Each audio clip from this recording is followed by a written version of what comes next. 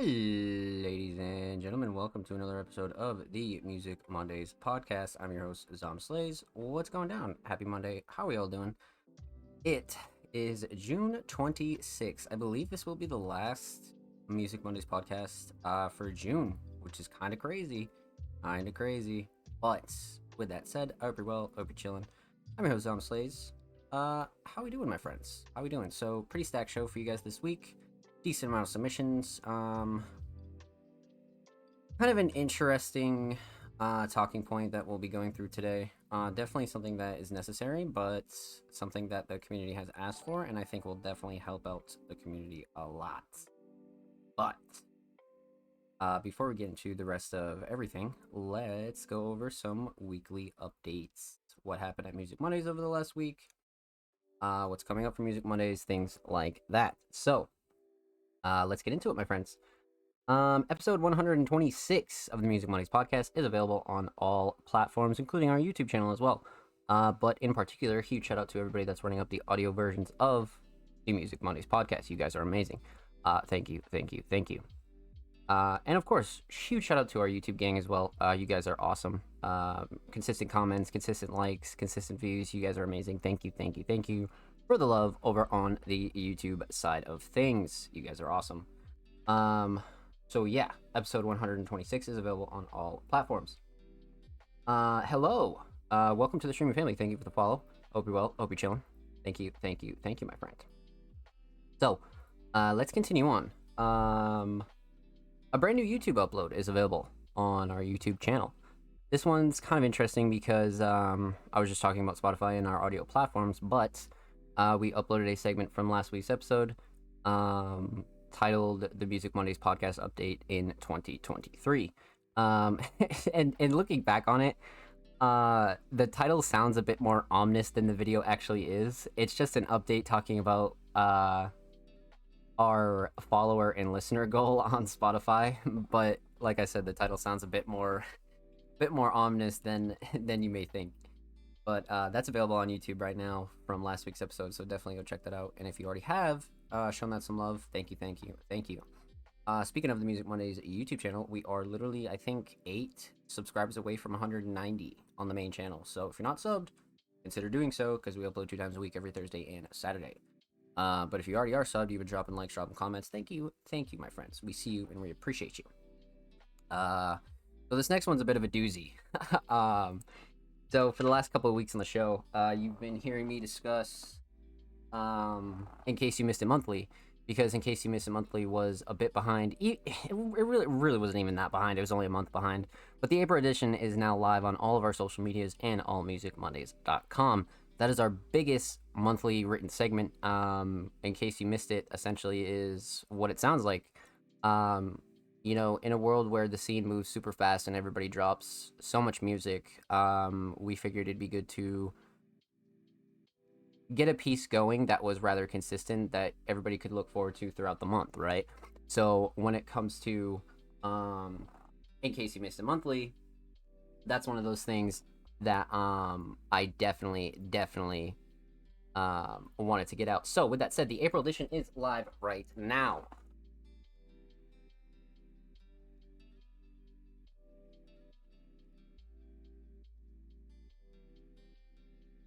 So the April edition is kind of a interesting version of In Case You Missed It Monthly, because In Case You Missed It Monthly is usually written by 2 of our staff writers, and this month's was actually written by only 1 of our staff writers. So a big shout out to Ray Lowe for taking on the big task of In Case You Missed It Monthly. Ray broke down about 12 releases for April 2023. So again, that is live right now. Definitely go check that out if you have not already. So what's next on the agenda? What are we talking about? So a brand new article is live right now. It dropped this Friday. It is by the homie Blank Thought, Music Monday staff writer and very talented music producer. Again, Blank Thought's articles continue to not only impress me, but also prove that, you know, there are so many corners of underground music that a lot of people don't touch on, and Blank Thought really dives into organic, underground, independent hip hop. And Blank Thought actually sat down with an artist known as Question ATL. That interview is live right now, so definitely go check that out if you have not already. And again, huge shout out to Question and Blank Thought. Well done, my friends. So, man, oh man, oh man. So this next one is kind of really special. I believe this dropped Saturday. So, Music Mondays recently sponsored a smaller event from a community known as Indie Horror Speedruns. We put together a playlist for their event that they were putting on June 17th. So about I think, what was that, 2 weeks ago or a week ago? Oh my god, that was only a week ago. Yeah, so the Public Combo Showcase playlist hosted by Music Mondays is live right now.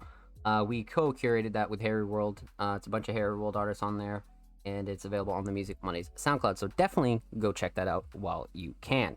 And again, huge shout out to Indie Horror Speedruns and Harry World. Definitely go check out those two communities if you're interested in what the underground has to offer. So that takes us to about Sunday.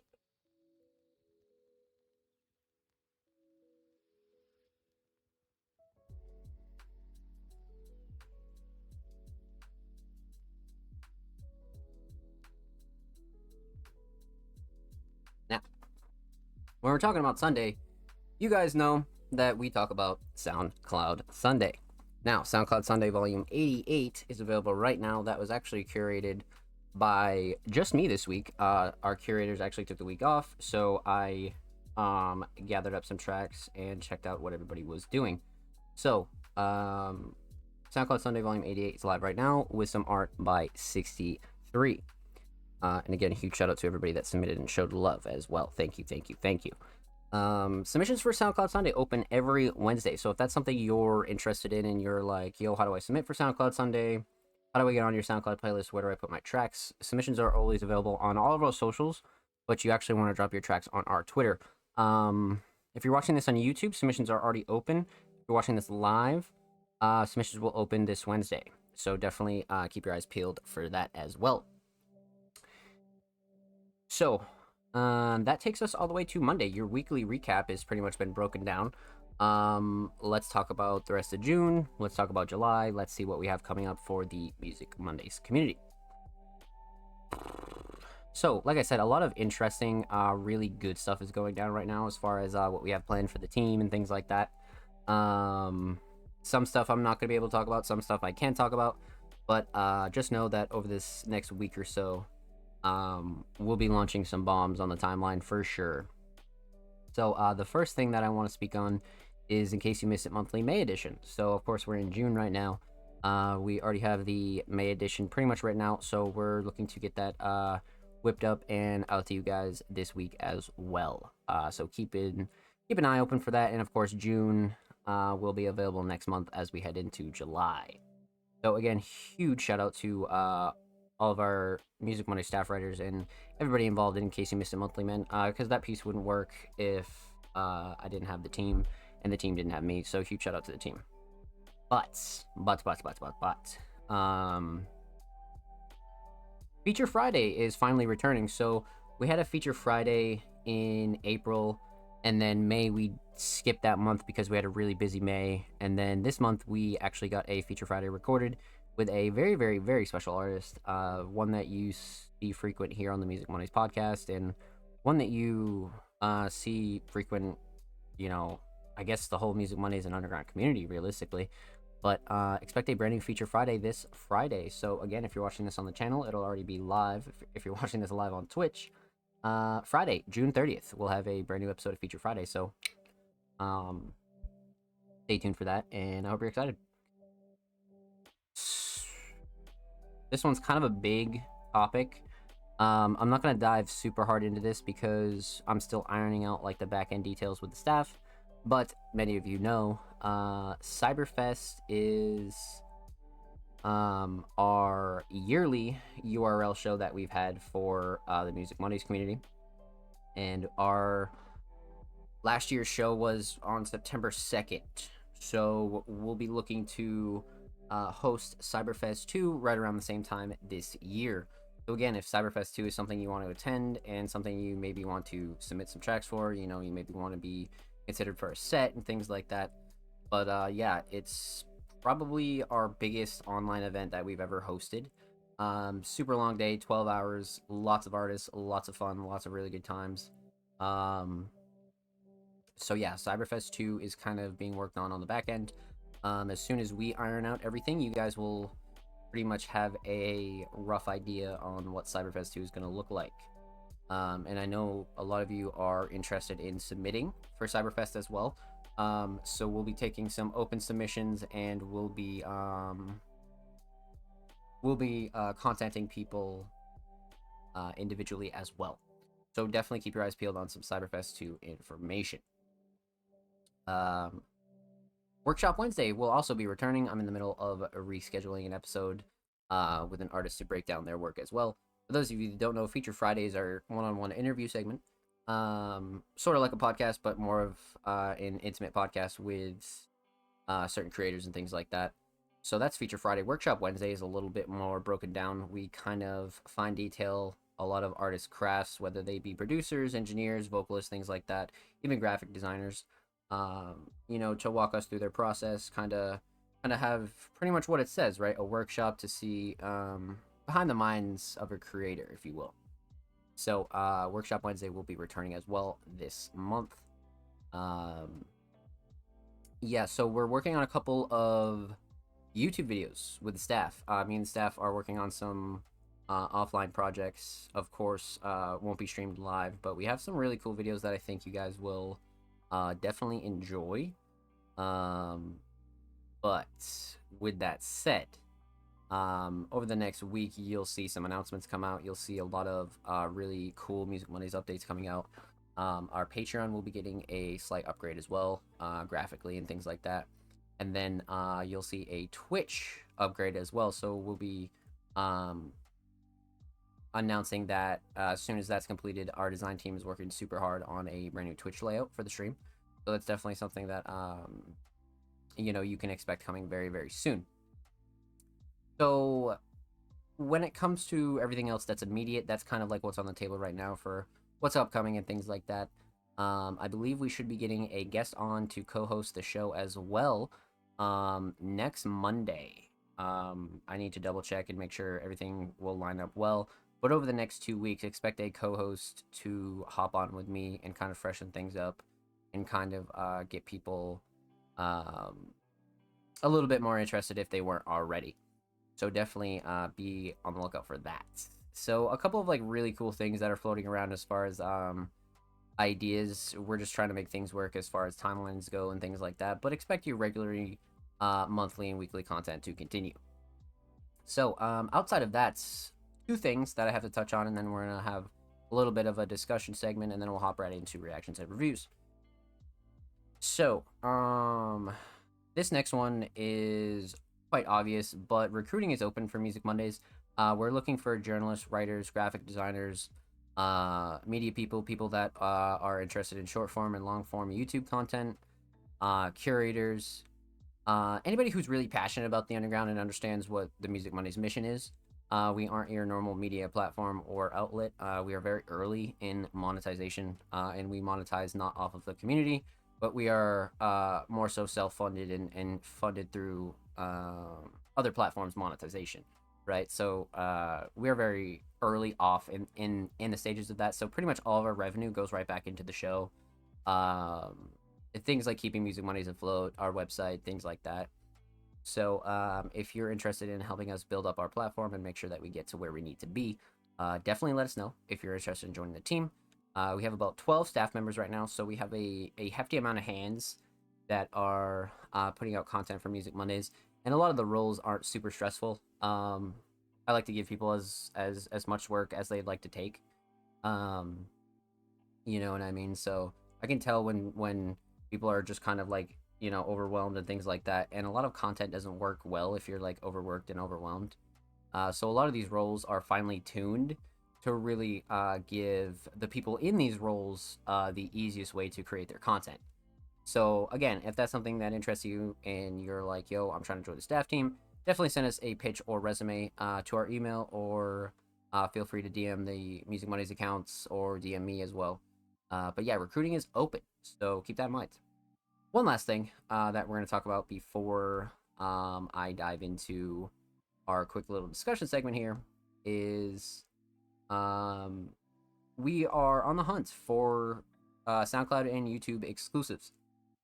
So if that's something that interests you, we are looking for unreleased tracks. We are looking to host uh, new tracks on our SoundCloud, essentially, to not only help build up our SoundCloud, but to give some people a chance at some free promo and things like that.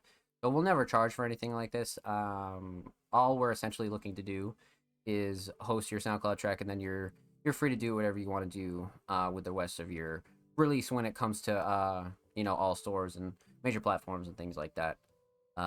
So if that's something you're interested in as well, definitely get in contact with us because we are definitely looking to host your tracks and promote them for free. So keep that in mind. And of course, huge shout out to everybody that has already contacted us and literally came through with exclusives like super quick.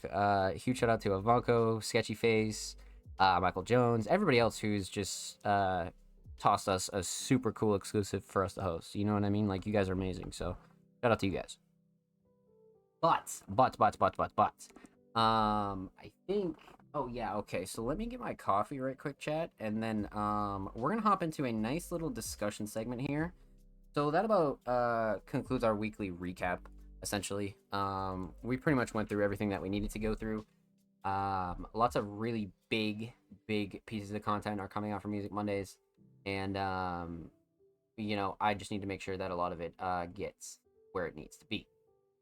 So, let me grab my coffee, and we're gonna break down something that I think the community definitely needs to hear.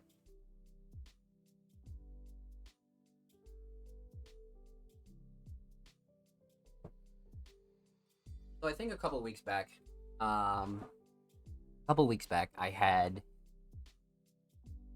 we had put out a video asking the community for a couple of topics that they would like us to cover in terms of underground tips and tricks and things like that, and what you'd like to see here on the show, right? So one of those was kind of interesting to me. I mean, realistically, all of them were very interesting to me. But when it comes to something that I definitely wrote down that I wanted to speak on, was how to tell the difference between a fake playlist and a real playlist. And I thought that was a really, really good one because this is a topic that I see people get um like, people just don't know how to tell um fake engagement from real engagement, and some people just can't. They're not they're just not as keen to a lot of these kind of like weird playlist scams that you'll see a lot of interesting kind of platforms put out, right? So I'm not gonna pull up any examples, right? Because I don't really feel like putting anybody on blast. I mean, realistically, like, what we will be talking about is DistroKid and their wheel playlist that multiple people have been put on and then botted. So that's definitely something we can talk about. But essentially, what are we about to talk about? So what's the difference between a real playlist and a fake playlist? How can you tell um who's running legit numbers and who's not? And I thought about it for quite a bit, and there's like a lot of like technical things that you could do, but it's never going to save a playlist from just randomly being botted, right? Like, you could have like all like the proof in the world that it's like a legit playlist, and then come to find out they could still be botting their shit like every once in a while, right? Like, they could be like, sprinkling in some bots here or there. And this one's kind of funny because a lot of the answers are right in front of your face, but people want to make it harder than it needs to be. And I think something like this is broken down in a couple of simple ways. And I'd actually taken some notes about this. So the first one is really interesting. Social media numbers. A lot of these playlists from a lot of these platforms. I use platforms loosely here because a lot of these pages are just created with ill intent. So when it comes to looking for a playlist and you find a platform and you're like, oh my god, like this is great, like they're doing, free submissions, they're doing whatever. Some people even pay for some of these, sketchier playlists.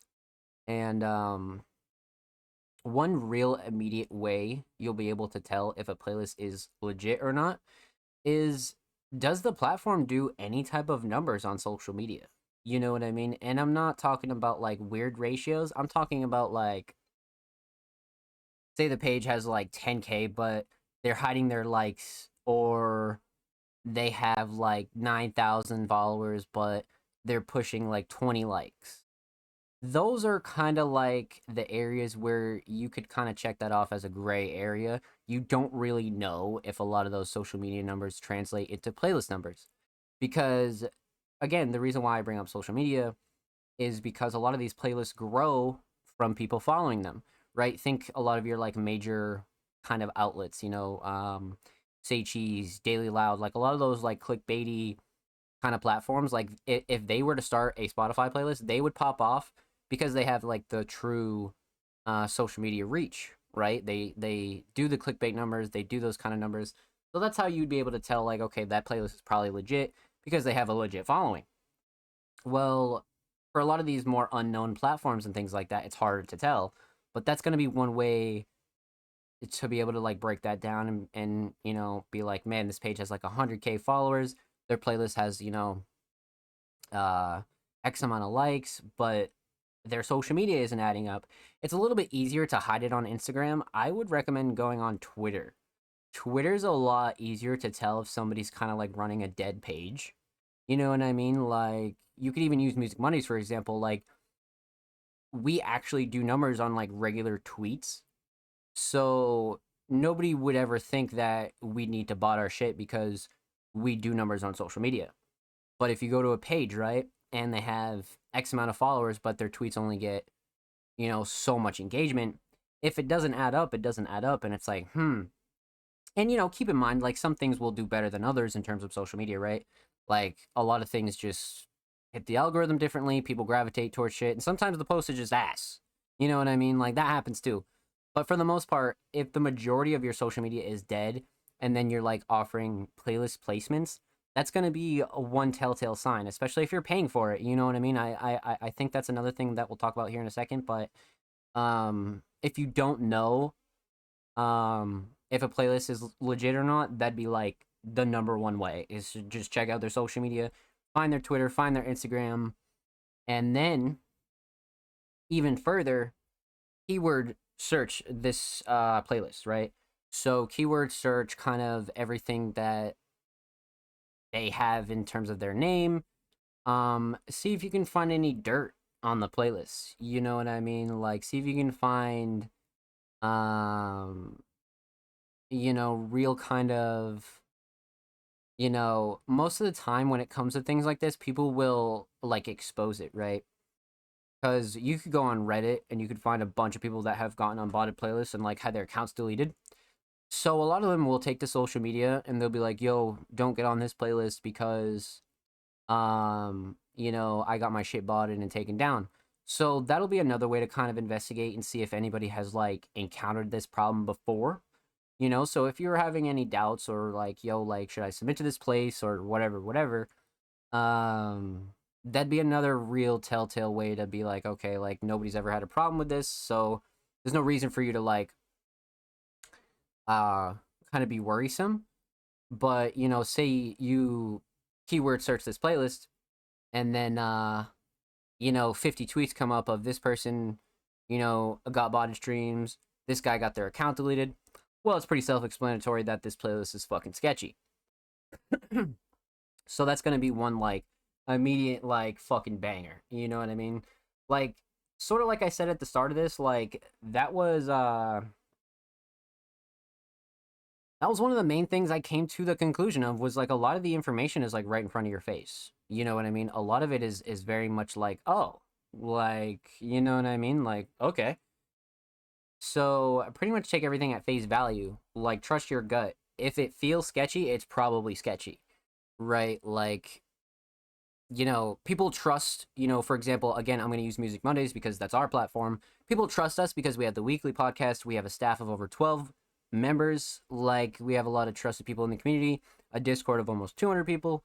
Like, a lot of our kind of like interactions are very organic. So people feel comfortable around us. And that's the way I do content on purpose, because there are so many platforms out here that are malicious, right? And they don't give a fuck about the scene. They don't give a fuck about artists. They don't give a fuck about the future. They just want pennies. So one big thing that I wanted to touch on with this as well is it's kind of interesting because I don't know how this is even a thing. I mean, realistically, I kind of do, but I kind of don't. So when it comes to DistroKid's definitely one of the like top 3 distributors for any artist in the underground, in the independent scene, pretty much anywhere, right? Like the first go to is usually DistroKid. And they have a couple of ways to pitch your music, right? You can go through Spotify, you can go through here, all of which are legit ways. But they have a spin the wheel kind of playlist where you like spin the wheel or something like that. I haven't done it in fucking years. I think the last time I did it had to have been like 2018 or like 2017. But yeah, the whole spin the wheel playlist, for those of you that know what I'm talking about, it's definitely like pretty enticing for like newer artists that have no idea about this. But you could go on the DistroKid Reddit, which isn't officially made by DistroKid, it's just made by the community. But you could go on the DistroKid Reddit right now and keyword search spin the wheel playlist, and there are easily 10 plus, if not more, people that have gotten placed on that playlist, botted on that playlist, and then gotten their accounts banned from that playlist. And that playlist probably has like it does a decent amount of numbers, but I stopped looking at it, a while ago because it was always sketchy. But you'd think like, how the fuck does that happen? You know what I mean? Like, why is DistroKid still allowing this? X, Y, or Z? And realistically, it's probably somebody outside of DistroKid. Some artist probably got on there years ago and is just forever botting the playlists. You know what I mean? Like, it's essentially something that DistroKid is like, it's like out of their control, but it's like at the same time, it's pretty negligent to kind of leave it up. And then, like, when people get issued takedowns from Spotify, DistroKid has their hands tied. You know what I mean? Because they're just a middleman. DistroKid doesn't really have any dealings with Spotify. They just deliver the fucking music. So when Spotify's like, yo, you're getting your shit botted, DistroKid essentially provides the bots and then fucking bans you. So people turn around and spit on DistroKid for that reason, but essentially, like, DistroKid kind of brings it on themselves by allowing people to continue to use that wheel playlist. And that's literally straight from a distributor. So there's no limit to like what is fucking sketchy and what's not sketchy, right? There's no limit. So this is why research is important. This is why Googling shit is important. Like, you have a search engine for a reason, use it. You know what I mean? Like, don't go ask people, don't do your own fucking research when it comes to this playlist shit, because you'll find out the information more than likely quicker than you can imagine. You know what I mean? Quicker. So again, there's gonna be a lot of places that are sketchy, but I think what makes a lot of places even more sketchy is if you're buying playlist placements. You know what I mean? Like, if a platform is selling playlist placements, that's one surefire way that they are probably botting their shit.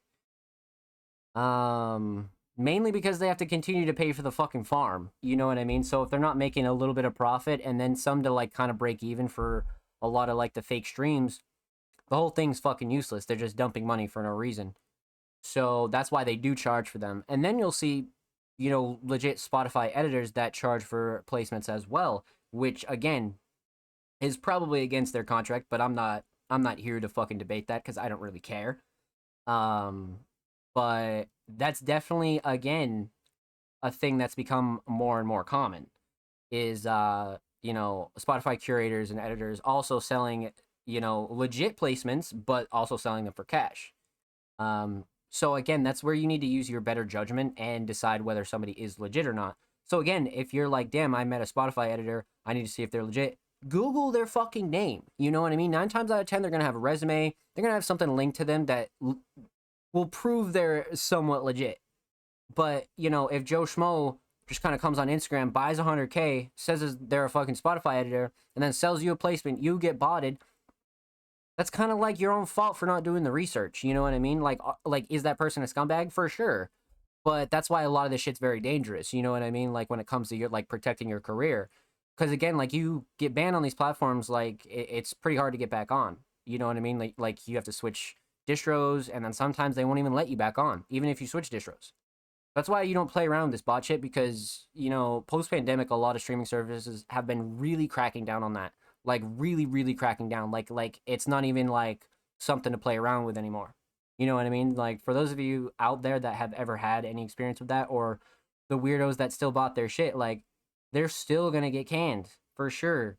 Cause even if you're botting your shit and not getting caught, a lot of those streams won't register because they're from the same IP. You know what I mean? So they found ways to like, even if they don't like fry your account, they're not gonna let the plays through. So go ahead and spend $200 on fake plays. It's not gonna show up. You know what I mean? It's not gonna show up. So that's the other like real shitty part about it is like people still try to like push this like this fake playlist kind of, you know, weird movement, but like it doesn't even prove fruitful to streaming. You know what I mean? Like a lot of those like plays don't even stay. So yeah, just keep that in mind.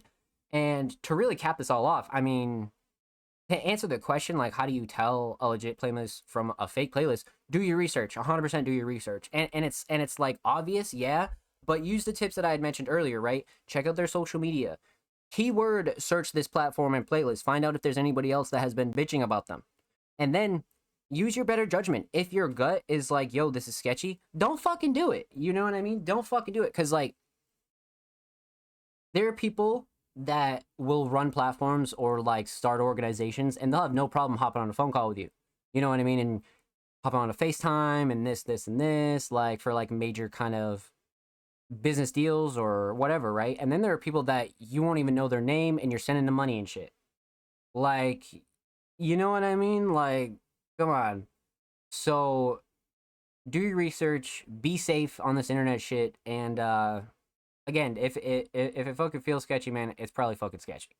You know what I mean? Like it's probably fucking sketchy. So that's that, my friends. And of course, if anybody has any more questions on this topic, I'll be happy to re-dive into it at certain points. We can definitely have like a whole guide on this. You know what I mean?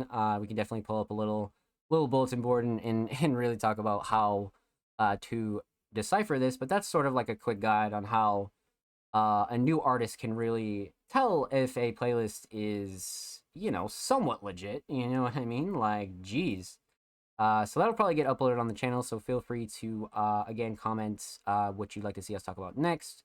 And if you're interested, definitely subscribe if you have not already. So yeah, chat.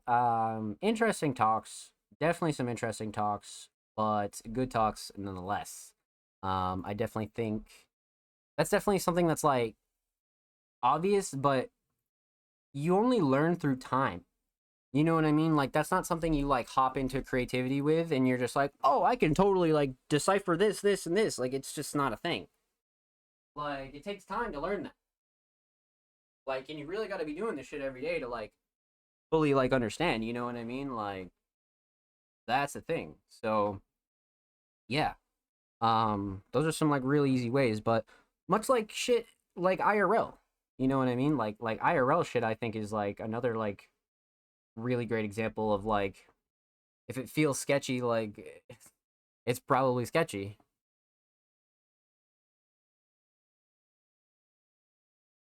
It's not even like a feeling of like about your gut or anything like that either. It's just more so like people will go through shit, get scammed, and then be like, "Oh, I knew it." Like, what do you mean you knew it? So then why'd you do it? Like, fuck that. Like, trust your shit, bro. Trust your shit. Like, fuck out of here, bro. But with that said, let's hop into some reactions and reviews, chat. So You guys know the drill. For those of you that are new and watching this for the first time on the channel or live, how do I submit to the Music Mondays podcast? Why do you accept submissions on Twitter? A whole lot of questions are about to be answered for you right here and now. So tweets will be in the same format as you see on screen right now. If you're watching this on YouTube, submissions are already open. If you're watching this live, submissions open every Tuesday afternoon. So, of course, the show's live today, so submissions are closed. Submissions open tomorrow, the following day. Like I said, tweets will always be in the same format. Artists and creatives submissions are open for live reviews on Music Mondays, live on 6/26/23 at 7 p.m. Eastern Standard Time, which is here now. Twitch.tv/ZomPlays. If you'd like to submit your music, artwork, fashion, or digital creation, drop your links and portfolios below. All art forms are welcome. So what does that mean? I say it every week, and I'll always say it. The majority of underground creatives are multi-talented, cover artists, producers, vocalists. They have multiple things that they do to a T. So I wanted to welcome all creators here at Music Mondays, despite our name, right? Music Mondays. But we've reacted to everything here from fashion to instrumentals, to covers, to vocals, to music videos, to YouTube edits. You name it, we've reacted to it. So feel free to submit whatever you'd like. If you think it deserves some spotlight here on our show, feel free to drop your links anytime. 4-hour show limit. Many of you know that we used to not have a show limit, but then we started to get more and more submissions, and the show started to become, 5-6 hour shows, which again is not practical to do every week. But on top of it, it's not practical for anybody to go and watch back either. Even a 4-hour show is still kind of pushing it, but I feel like that's a good cap compared to like 5 or 6 or even 7 hours. So I do feel like that's a bit of a longer show, you know what I mean? Because again, like a lot of these podcasts that you see out here are monthly shows, bi-weekly shows, but you can count us to be live every Monday, you know what I mean? So when it comes to doing a weekly show, this just makes it less taxing on the staff and things like that, and allows us to be able to continue to be live every Monday. So that's also the reason for that as well. Many of you know that our submissions are forever free. They'll always be free. We don't charge for any playlists. We don't charge for interviews. We don't charge for anything like that. The only thing that we do ask before you submit is that you're following the Music Mondays homepage on Twitter. So again, that's to not only help our community grow, but that's just to help pay respect to everybody that does submit every week and has supported the platform. And again, you're gaining access to a whole wide community of creatives. 99% of the Music Mondays community is very, very nice and is down to work with almost anybody. So that's the only thing that we do ask, is that you're following Music Mondays on Twitter before you submit. Again, we don't charge for submissions. We never have. We never will. But our Patreon subscribers' submissions will be played first each week. So if you're a Patreon subscriber at any tier, you'll gain access to the Music Mondays Fast Pass, which essentially takes care of you for the whole month. You'll have your submissions played first here every week on the show first. So we'll go through all of our Patreons, and then we'll go through the rest of the community. So that was just a quick way to give thanks to anybody that was interested in the Music Mondays Patreon, and everybody who's interested in the Music Mondays podcast, right?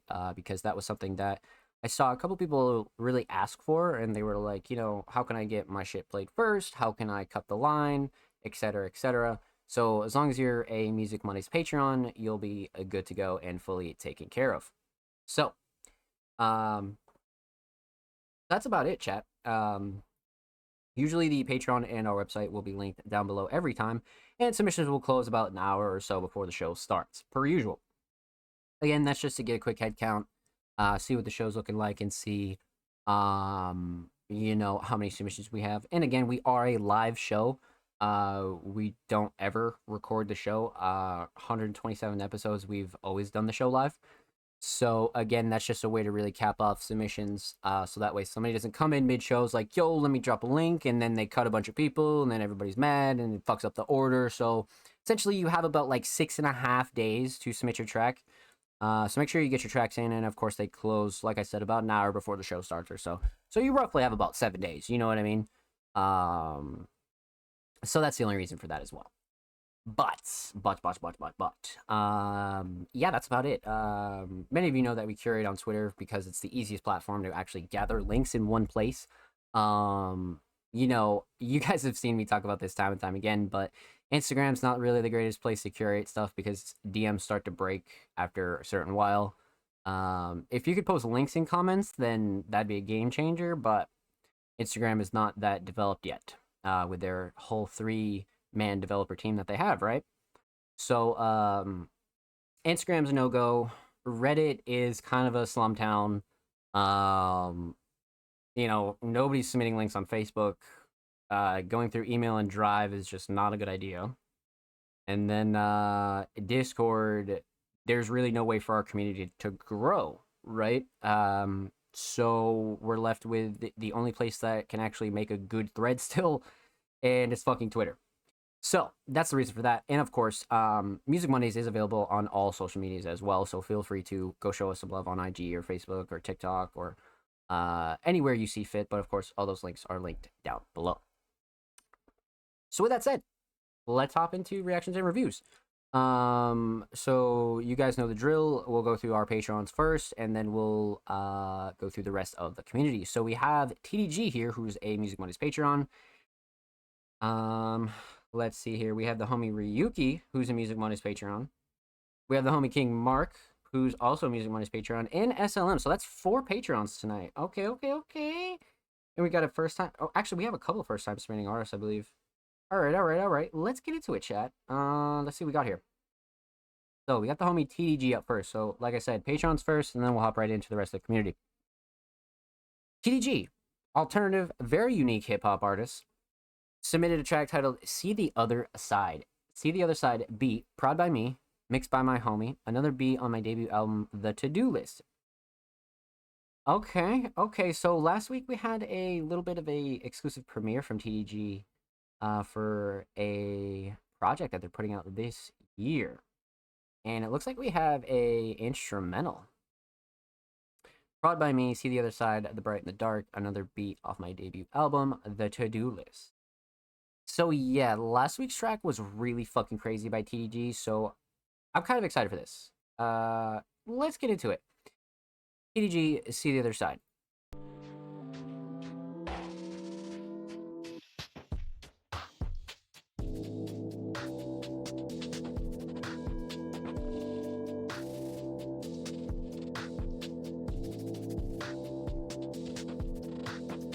Drums are really hard. Not now, Mr. McLean. Some other time.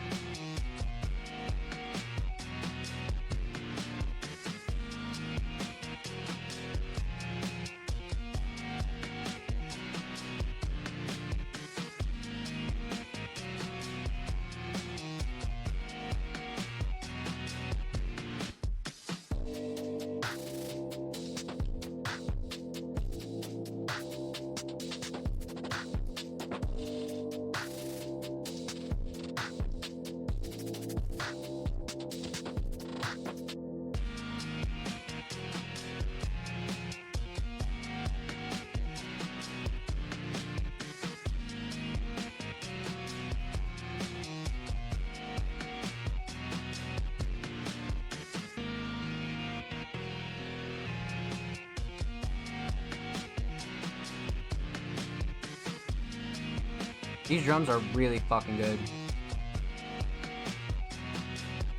I like these drums a lot.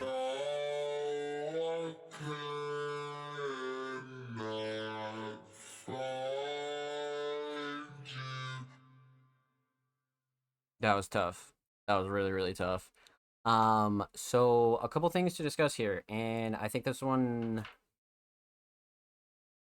I have a couple TDG beats that I consider like top five. This one's definitely in there. I don't know where it would place, but it's definitely in there for sure. So let's break this down. And TDG, what's good? I see you in the chat. Um, we're gonna talk about two things because obviously no vocals, so we're gonna talk about the instrumental and we're gonna talk about the overall theme of See the Other Side. So, let's talk mix. I mean, there's a lot going on here. I definitely think this is a very like packed track in terms of like sounds and structure and kind of how everything kind of transitions. So, with that said, I definitely think this is a really solid mix for everything going on in this track. You know, there's a lot of transitions, things like that, just a lot of sounds in general. But I think TG did a really good job when it comes to actually ironing this out and making this sound like pretty concrete and like well mixed down. Levels are good. Nothing clashing to overbearing. Mix is solid. You know what I mean? Mix is solid for sure. So, um, you know, structure is such a like a really good shining star here. I really like the structure a lot. Like because the switch ups, the drops, like for an instrumental track, it made this really comfortable to listen to and it always felt like it was progressing, but it was too like all over the place. But it wasn't stagnant either. So I think the structures are a really good talking point, but the drums throughout the whole fucking track are very solid. Like super bouncy. I like the drum selection in particular. I think the drum selection is like really on point. Especially the snares and a lot of like the smaller details kind of made everything work here.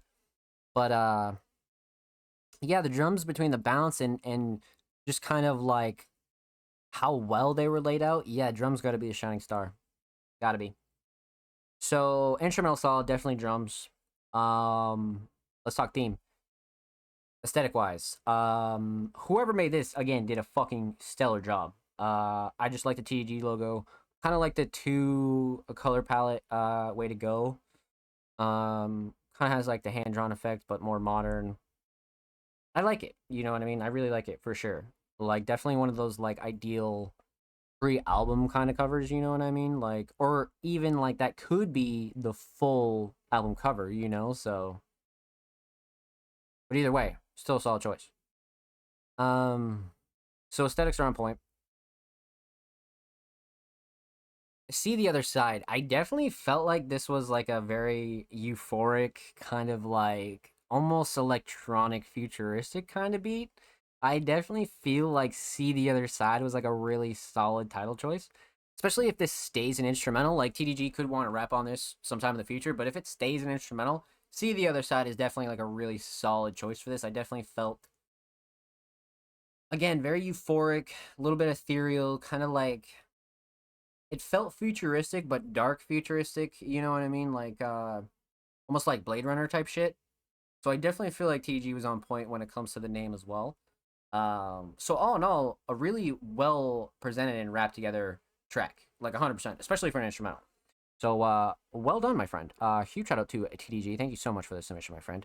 Much love. Make sure you follow TDG on SoundCloud. Literally 4 followers away from 980. Make sure you follow TDG on Twitter. Literally 8 followers away from 160. Okay, go show TDG some love on the bird. And of course, every artist featured in today's episode and every episode will be linked in the description of the YouTube re-upload.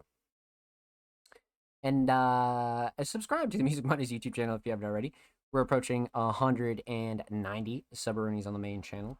We upload 2 times a week, every Thursday and Saturday. Full podcast episodes, exclusive segments, a whole lot of good stuff's available on the channel. So make sure you go check out the channel and these artists.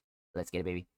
And if you already have, thank you. We appreciate you here at Music Mondays. Thank you guys for showing love, dropping comments. Even if you guys just view the videos, you guys are amazing, and thank you.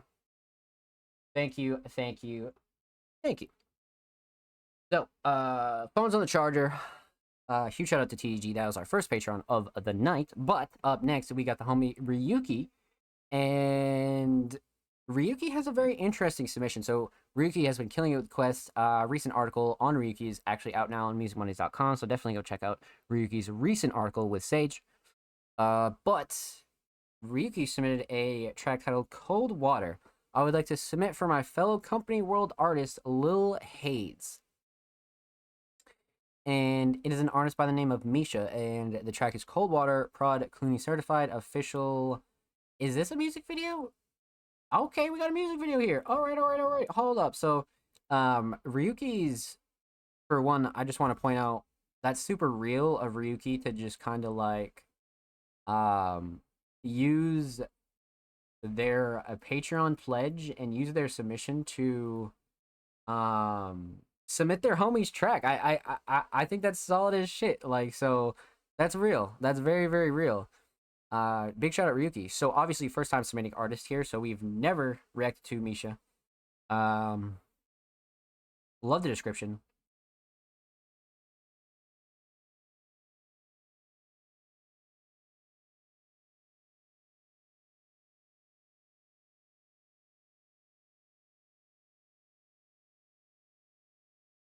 Shot and directed by 16 to 27. Sorry, Chad, I was just reading the description. Those of you listening on audio. But description really solid. Lots of love in the comments. Yeah, lots of love in the comments for sure. Okay. All right. Let's get into it. First time submitting artist from Ryuki, Misha, Coldwater official music video. Let's go.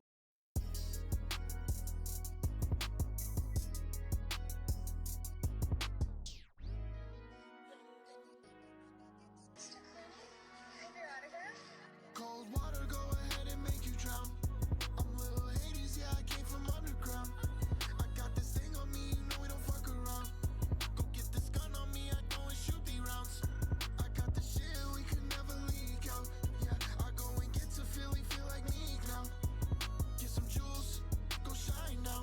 Yeah, I get this money, yeah, that's all that I'm about.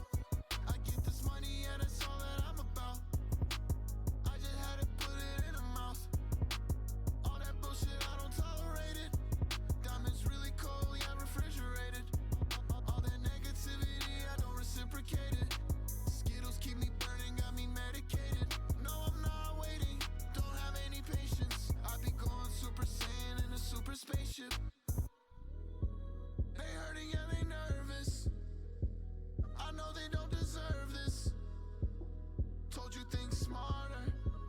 Barely keeping your head above the water. Cold water, go ahead and make you drown. I'm little Hades, yeah, I came from underground. I got this thing on me, you know we don't fuck around. Go get this gun on me, I go and shoot the rounds. I got the shit we could never leak out. Yeah, I go and get to Philly, feel like Meek now. Get some jewels, go shine now. Yeah, I get this money, yeah, that's all that I'm about. Cold water, go ahead and make you drown. I'm little Hades, yeah, I came from underground. I got this thing on me, you know we don't fuck around. Go get this gun on me, I go and shoot the round. I got the shit we could never leak out. I go and get to Philly, feel like Meek now. Get some jewels, go shine now. Yeah, I get this money, yeah, that's all that I'm about.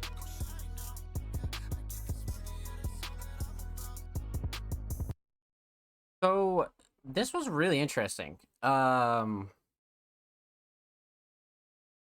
things. Definitely a couple things to talk about here. So yeah, let's break this down. We're gonna talk about the instrumental. We're gonna talk about vocals. We're gonna talk about the visual as well. So let's talk instrumental. So a Prod Clooney certified. Definitely a fucking fire instrumental. Like really, really fire. Mix is great. Nothing clashy to overbearing. I like the way vocals sit on this. I like the drums as well. Everything punches through nicely. Everything cuts through nicely. Instrumental mix is definitely solid for sure. I like the choice as well. I definitely think the choice is like a really solid choice. I definitely feel like Misha has like a real solid idea on like what they enjoy as far as instrumentals go. So I definitely feel like they fit nicely on this.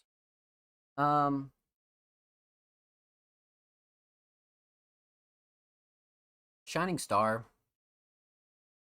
I like the melody a lot. It definitely brings like a very like futuristic, almost again, almost like Blade Runner kind of vibe, like nighttime, like all pop shit, but the drums are like what sold me. Like the drum patterns in particular, and then the drum selection was like fucking excellent. The kick in particular, and really just how the whole instrumental was laid out made this for like a really enjoyable first listen instrumentally. So Clooney definitely did a really really fucking solid job for sure, for sure. Um, so definitely the drums, definitely the drums got to be the shining stars. It's not even a question. More so sound selection as well. I really like the sound selection. I think the sound selection was on point. You know, we've heard quite a few instrumentals from Clooney at this point, so Clooney's definitely certified. No pun intended. Um so yeah, let's talk vocals. Vocals. So vocals are kind of interesting here. It's I don't know, like this is a very interesting track to me just because I couldn't really like feel out these vocals for some reason. So when it comes to the mix, I feel like the mix was on fucking point. Vocals are very crisp. They sit nicely on the instrumental, and everything cuts through nicely, like I said. So the vocal mix is like excellent. Everything's real leveled. But when it comes to the overall track, I think the hook was very catchy. But like lyrically, I there was something I couldn't like. It was very. I'm not sure. Like there was something here that I think was almost missing, and it quite could be like the theme. You know what I mean? Because like the track is called Cold Water, but like a lot of like the lyrical content here is like I don't know, like it's very much a lyrical showcase kind of track than it is like a theme kind of track, which we always talk about here is not like a major kind of like thing you need to be doing with your songs, right? Like you don't necessarily need to be like having like these well thought out themes and things like that. But this one I don't know. There was something about this lyrically that almost threw me off a little bit. But with that said, I do feel like this hook was instantly super catchy. So it was kind of like a no-brainer to like continue like rolling this track on. I like it for what it is, right? I definitely think the writing was stellar regardless. Like it was definitely like very well delivered. I definitely think the mix was on point. The hook was definitely the most redeemable quality about this, 100%. Um yeah, all in all, I definitely have to say the hook for the Shining Star, for sure. For sure. Um so instrumental solid, definitely drums. Vocals are solid, definitely the hook. Let's talk visual. So visual. This is definitely one of the more like well done visuals I've seen in quite a minute. Just because of the quality and like the overall like post editing. I feel like the post editing on this was like really well done. And I believe that was shot and directed by a 16 to 27. So yeah, like the locations were on point. I feel like Misha was like very much like comfortable on camera, which is like one thing we always notice, right? Is like are you comfortable on camera, you know what I mean, like what are your shots looking like, you know what I mean. So this is obviously a first time submitting artist, so here we are kind of indulging in their visuals for the first time, and I definitely feel like Misha is like super comfortable on camera. Like that's what I love about this, is like this was like amazing on camera. Like I think there's a couple of shining stars here. Definitely the post editing. I like the overall shots and locations for sure, because like this could all be done in like one day, and it definitely for sure was, right, because like no outfit change or anything like that. And shit, like you could do this all in like one block, maybe. You know what I mean? Like you really could. So that's one thing I really like about this is the shots chosen. So they were definitely efficient when it comes to filming this, like for sure. Um, but again, super comfortable on camera, which I really enjoyed. A couple of like really solid locations that made this like probably really easy to work with and like post editing. So that was another like really solid thing. There was probably like a decent amount of footage to go through, which I thought was good. But yeah, so all in all, I'd have to say Shining Star for the visual, probably the editing. I like the locations and the shots, but the editing is like not overdone. It's like just right. Like the flashes are like timed with the hats and like a lot of the transitions and like a lot of the smaller stuff that's done here is really on point. Like really, really on point. So I like the edit a lot. I can tell why it got so much love for sure, 100%. But this was really well done. So with that said, huge shout out to Misha and Ryuki. Make sure you go sub to Misha on YouTube. They are 5 Subarunis away from 390. And of course, make sure you follow Ryuki on Twitter as well. Literally 5 away from 240. And of course, every artist featured in today's episode and every episode will be linked in the description of the YouTube re-upload. And subscribe if you haven't already. We are literally 8 subs away from 190 Subarunis on the main channel. So go show the main channel some love, my friends. And why should you do that, you may ask? Well, we upload 2 times a week, every Thursday and Saturday. Full podcast episodes, exclusive segments, and a whole lot of good stuff is available on the channel. So go show the channel some love, my friends. And if you already have, thank you. Dropping likes, dropping comments. Even if you're just watching the videos, we appreciate you here at Music Mondays. Thank you, my friends. So, 2 Music Mondays Patreons down. We went through the homie TDG and we went through the homie Ryuki. So, up next, we got the homie King Mark. Mark, a wonderfully talented alternative hip hop, light alternative pop artist. Mark is definitely a multi-genre talented artist, definitely. But they submitted a track titled I Might Never Love Again. I've loved and I've lost is the caption. Well, let's see what we have here. I believe this is a private track as well. Yeah, so we have an exclusive premiere of some unreleased King Mark, I Might Never Love Again. We definitely have some lyrics in the description, so we'll be following along with those for sure. And I have some, I definitely have some thoughts on this art for sure. Okay. All right, this will be good. Let's get into it. Exclusive, unreleased King Mark, I Might Never Love Again.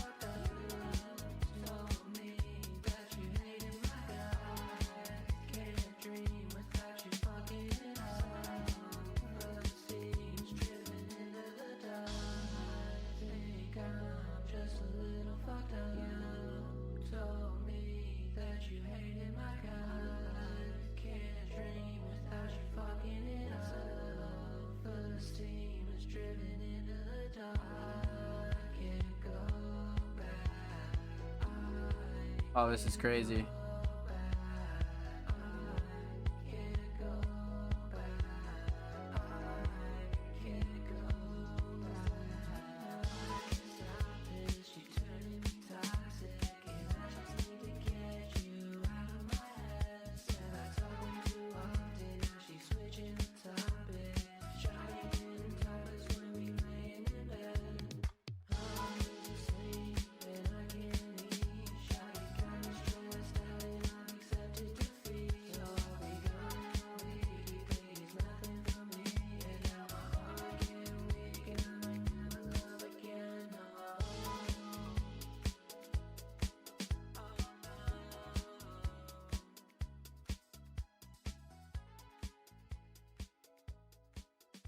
Vibe. A fucking vibe. Okay, so a couple things I really like about this. Even though it's tagged electronic, it definitely has like a heavy like electro dance vibe. For sure it does. For sure it does. Hey, Mark in the chat as we speak. Let's get it, baby. Um, so couple things to talk about. Couple things we're gonna break down here. We're gonna talk about three things. We're gonna talk about the instrumental, talk about vocals, talk about the overall theme of "I Might Never Love Again." So, instrumental. Um, Prod Ollie M. Ollie is definitely not a producer that we've seen Mark work with lately, if at all. This might be the first time. As far as King Mark submissions go, right? But I love the choice. Like, again, kind of a no-brainer choice for Mark here. Um, kind of brings the bounce, kind of brings the love, kind of brings the good vibes all in one uh instrumental cover. Like it's like kind of nuts. Like it's like really cooked. Had to put the crown in a cover. Yeah, so yes, I was about to say, yeah, no, we're 100% talking about that. So yeah, when it comes to the instrumental, definitely a no-brainer choice, but the mix is great. The vocals sit very nice. Everything kind of cuts through nicely, but Shining Star, it might be the melody because we've gotten some like really crazy drums tonight, but this melody is very memorable to me. It just brings that like contrast of like good vibes, but when you go and like spit over this and you make a song over it and you write to it, you can write whatever you want, right? And then Mark's kind of like dynamic of more personal emotional lyrics mixed with the almost like upbeat kind of melody here. It's just a really good like yin and yang kind of feeling here. And that all really starts with the instrumental. You know what I mean? So definitely the melody. Like not even a question. I like the drums, of course. Like the drums definitely kept up the bounce and it made it very dance like, but the melody was more memorable to me. Um so yeah, definitely melody. Let's talk vocals. So vocal mix is interesting. I like Mark's mix on this a lot. Definitely it's like one of those mixes, right? That is like it's not raw, but it brings that like raw feeling, but it's like far from raw. I don't know what Mark did here, but I like this vocal mix a lot. It brings that like studio kind of feel, I guess. Um, like I just pictured like Mark in his room, just kind of like with the mic, just kind of like what's that Young Lean video? Oh my god, um, isn't it like Sailor Moon or something like that? Like whatever that song is, that's what I was picturing. That's what I was picturing for sure. The usual mix, no pitching. Yeah, so when it's not pitched like this, it's like it's like still just as good, but I feel like this mix in particular with this instrumental gave it like a very dance vibe. I don't know why. It's probably the reverb because I like the reverb on this a lot. But regardless, the mix is very fucking solid. I just like Mark on this kind of mix for sure. Um, so yeah, vocal mix is definitely solid. Let's talk Shining Star. Um, you know, Mark is definitely a very solid writer. Many of you know that I always talk about Mark's writing here on the show quite often. Just because Mark is such a visual writer. When it comes to this track, I feel like this hook is really nutty. It's bringing dance vibes. It's bringing like breakup song slash like definitely a little bit of like a electronic vibe for sure. Like Mark tagged it 100%. Um, it's bringing like such a wide range of emotion, and I like it a lot. You know what I mean? Because the beat will pull you one way, but you're listening to Mark, and then you're like, oh shit. You know what I mean? So that's like one of the things that I had first noticed about Mark was Mark having this contrast of like not like positive beats, but like more upbeat, kind of like lighter instrumentals, mixed with, more personal, emotional, intimate lyrics, which I think, again, that contrast goes really fucking well. And this is like a product of that. It really is. So I kind of want to say Hook, but overall, like the writing in general is really good on this. Like really, really fucking good on this. It's like easy to like envision like what Mark had going on here, but at the same time, um, the hook is like really what brings like a dance kind of feeling. So I might say the hook, to be honest with you, because the hook just makes you want to listen to the next verse like even more. One of those songs. So yeah, definitely the hook, to be honest with you. So instrumental solid, definitely the melody. Vocal solid, definitely the hook. I like the mix. Theme. So aesthetics. Simple but very, very fucking effective cover here.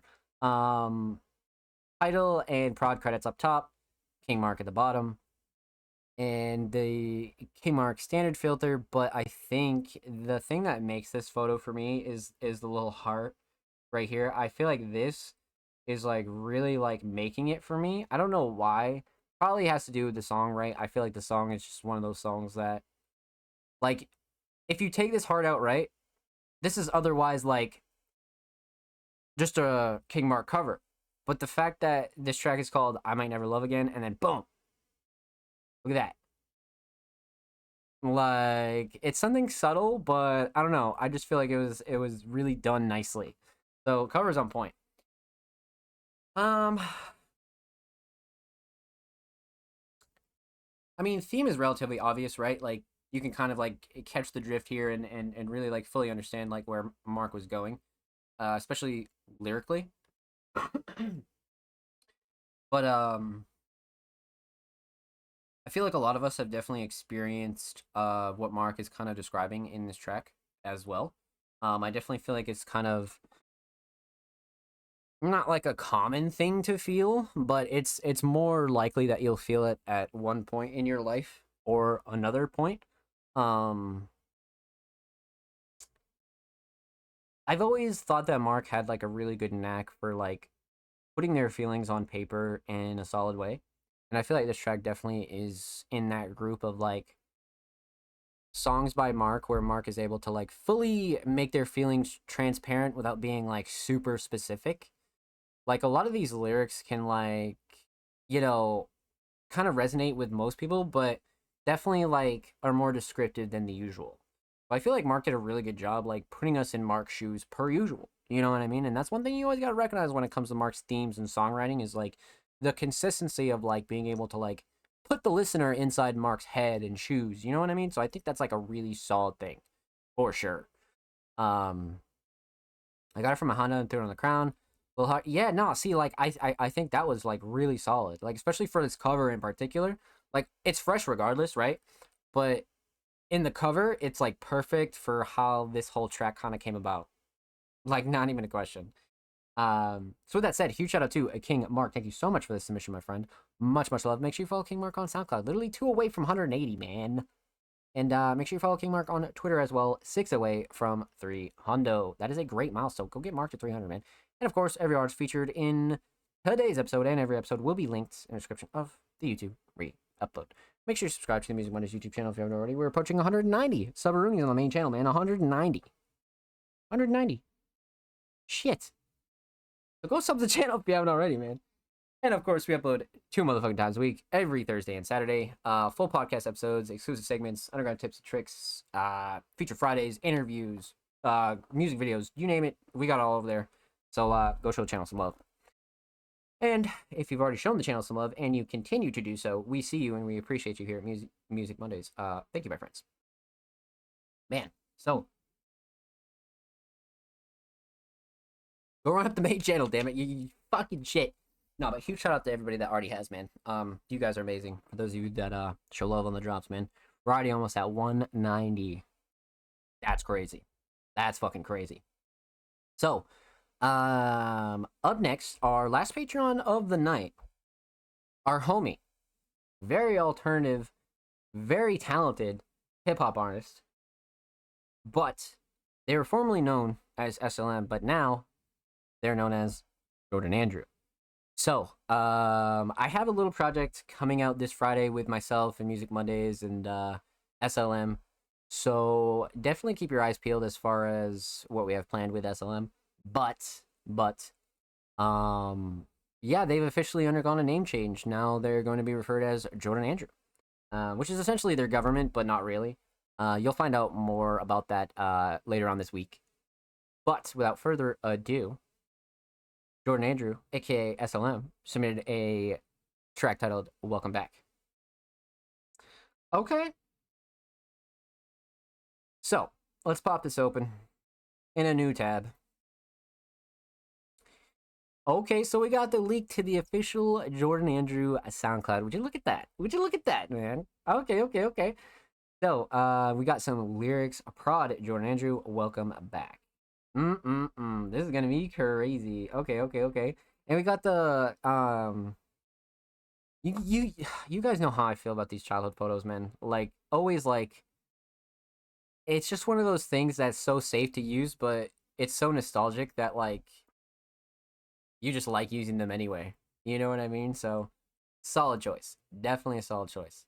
But let's get into it. Jordan Andrew, aka SLM, welcome back.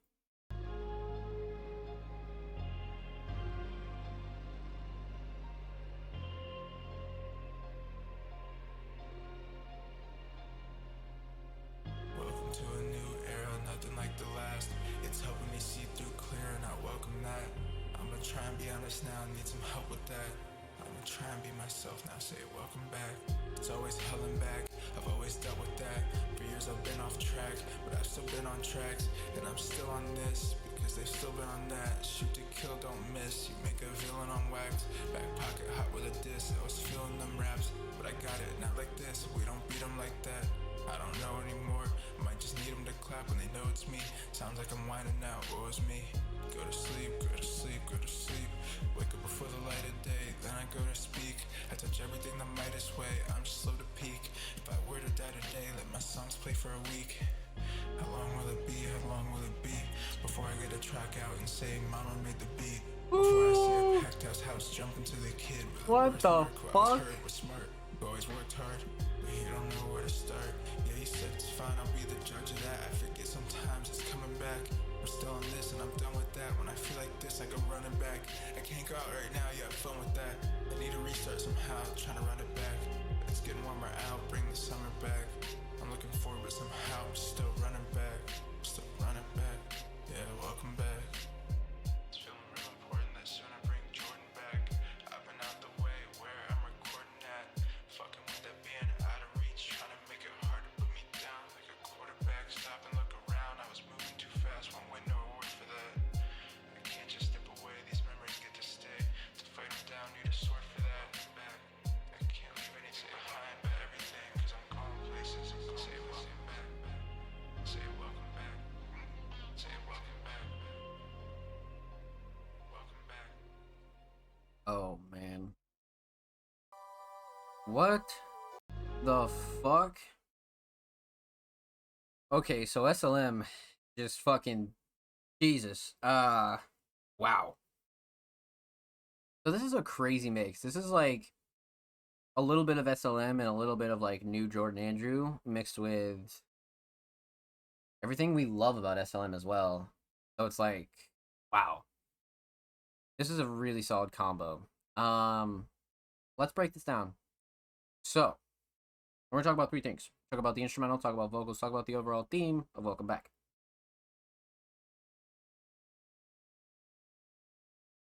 So, man, I like the theme of this a lot.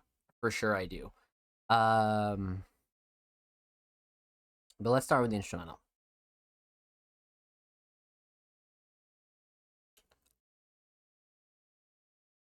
This was such a mysterious instrumental now that I'm thinking back on it. Like it really was. Like the melody was fucking nutty. Um so let's talk mix. Mix is great, nothing clashing to overbearing at all. Everything's leveled nicely, everything cuts through vocals nicely. I like the drum selection on everything. Sound selection overall was really good. You know what I mean? That's become pretty standard with SLM or Jordan. throughout their submissions, but always got to recognize that for sure. So mix very much on point as far as the instrumental goes. Um, Shining Star might just be the melody for how like ethereal and like euphoric it is. Like it just might be the melody, but then again, the drums give it that like classic like organic hip hop feel. I noticed SLM is just does so well with that. So um I I love the drums though, but the melody kind of set the mood, man. I think the melody definitely set the mood for sure. So definitely the melody's a shining star here, 100%. Um let's talk vocals. Instrumental solid, definitely melody. Vocals. So vocal mix is fucking great. Again, nothing clashing to overbearing. I think it sits really nicely on this instrumental. Everything cuts through nicely. Um, so the mix is like really crisp, but again, nothing too surprising there because SLM usually has a pretty crisp sounding mix. Um,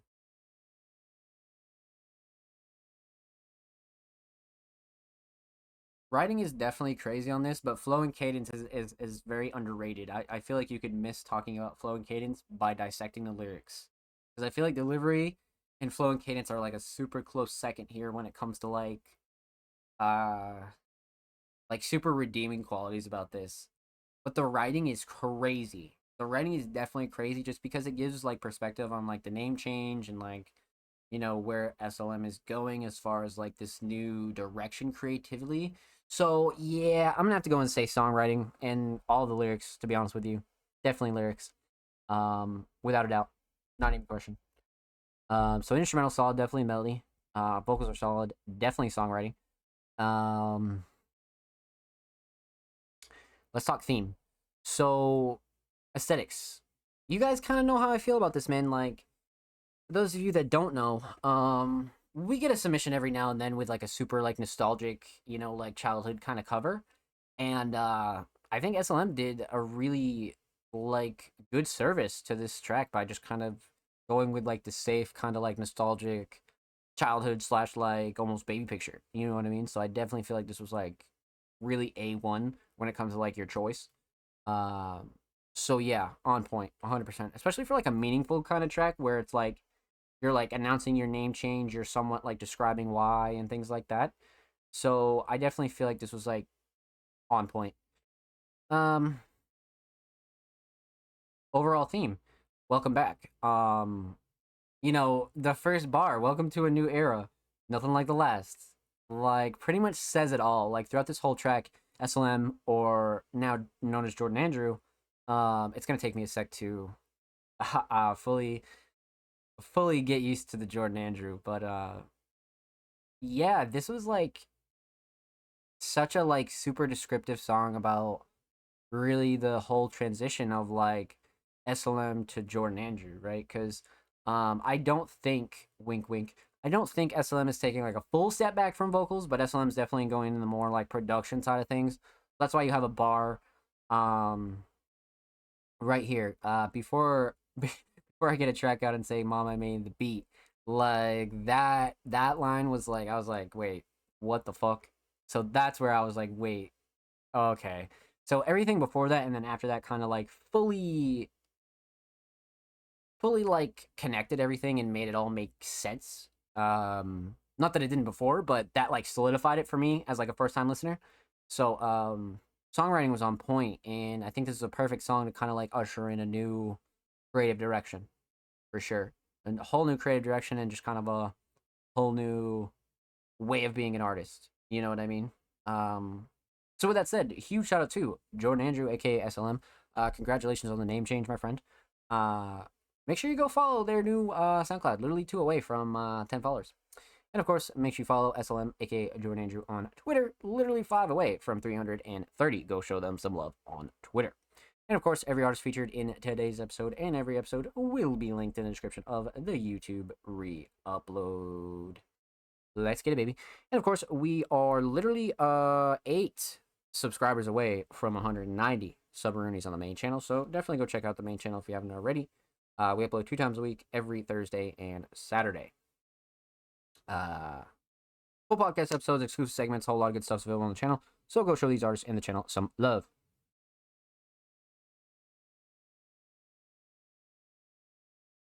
And if you already have, thank you. We appreciate you here at Music Mondays, my friends. So, let me just double check and make sure. Yeah, so that was all of our Patreons for the night. And now we'll be heading into the rest of our community submissions, my friends. So, let's hop into it. First submission of the night, the homie, Heavy Metaphors. Now, Heavy Metaphors is probably one of the people that's been submitting to the Music Mondays podcast the longest. To be honest with you, like, if I'm keeping it a whole buck, I think Heavy Metaphors was submitting in like late 2021. You know what I mean? 2022, right? So yeah, huge shout out to Heavy, but a very, very talented alternative producer. And they submitted a track titled Playing Cowboys. Playing Cowboys. Okay. I don't even want to know what this is about to be like. Heavy's definitely super unique in the aspect of visuals in track titles. That's a fact. Dropped in May, so definitely not super old whatsoever. Let's get into it. Heavy Metaphors, Playing Cowboys. Jesus.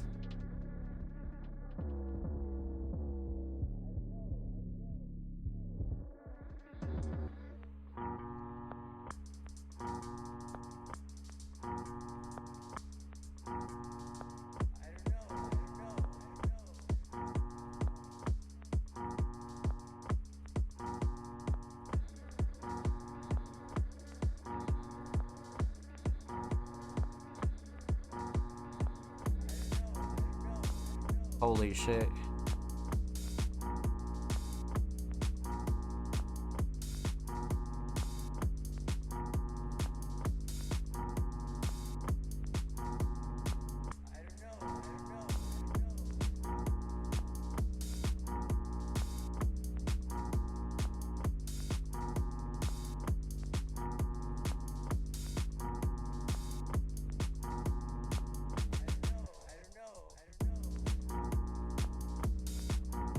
Damn.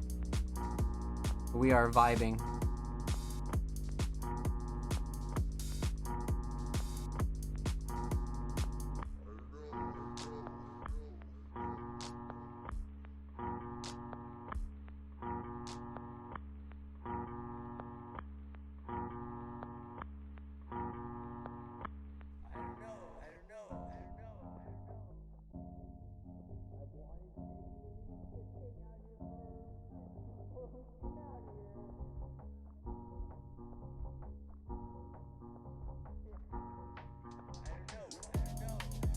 Oh my god. Oh my god.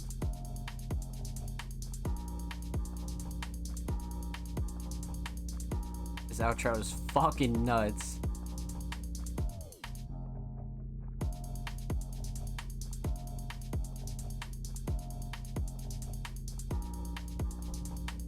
Holy shit. It's not even the outro, holy fuck, this is like halfway, holy fuck. Yeah, the structure on this is A1. Super A1.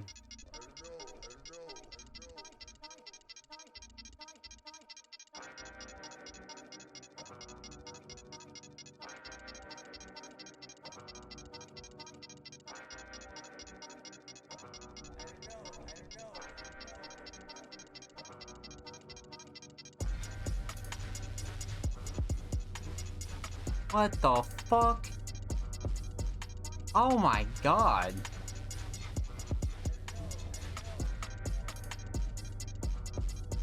Holy shit.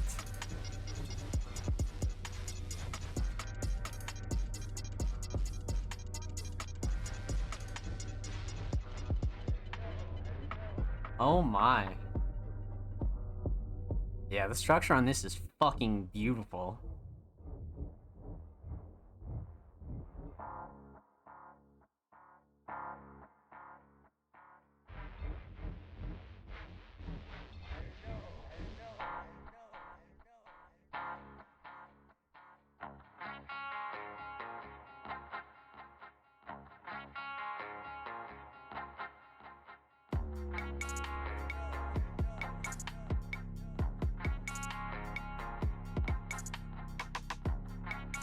What the fuck?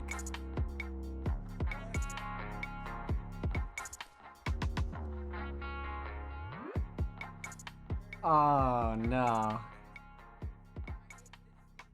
Holy shit. This was cooked.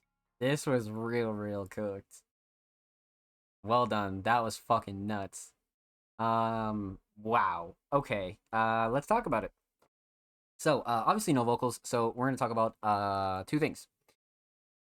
We're talking about the instrumental, and we're talking about the overall theme of playing Cowboys. So, let's talk instrumental. So the mix is stellar. Especially when it comes down to the drums, everything cuts through nicely. Everything kind of has its own space. Levels are solid. Melodies are solid. Nothing clashing too overbearing at all. Especially when you consider like kind of how this track is full of kind of transitions and beat switch ups and a whole lot of like crowded things. I feel like Heavy did a really good job when it comes to this mix. So mix is A1, definitely. Shining Star is not even a question in the structure. Like the amount of switch ups and like the amount of work that went into this is probably pretty impressive, to be honest with you. I'm not saying Heavy spent like a fucking month on it, but this is definitely a more complex structure, so you definitely can't sleep on that. Really solid structure. I love the beat switch ups a lot. Drum selection is definitely a close second, though. I definitely feel like that's a close second for sure.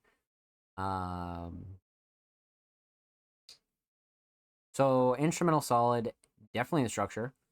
Let's talk theme. So obviously this is a reference to a meme, right? Definitely not a meme that I've seen, but obviously a meme reference. And what I like about this kind of cover slash visual is Heavy always goes above and beyond, even if it's just like something super simple like this. Heavy does a really good job, like just kind of like not doing the absolute least when it comes to like their covers and visuals. I feel like Heavy at least puts like a little bit of effort. And of course, this is in reference to the fucking meme. So, you know, kind of a no brainer. And a really good choice when it comes to like, oh, okay, like I should probably just do this. You know what I mean? So visual slash cover, definitely on point.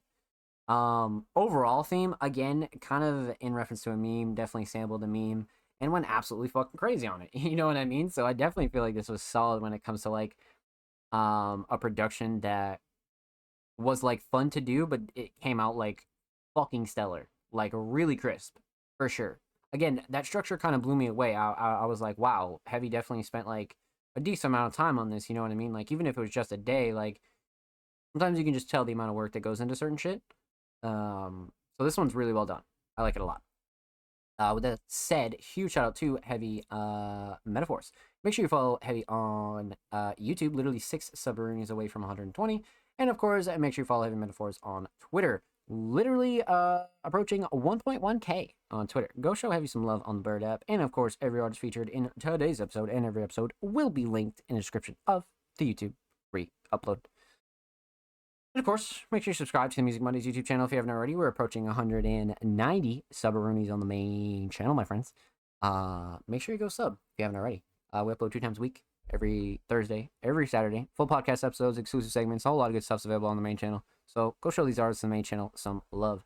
And if you already have been, you've been dropping likes, dropping comments, all that good stuff. We appreciate you here at Music Mondays, my friends. Thank you, thank you, thank you. Let's get it, baby. So, huge shout out to Heavy Metaphors. Thank you so much for your submission, my friend.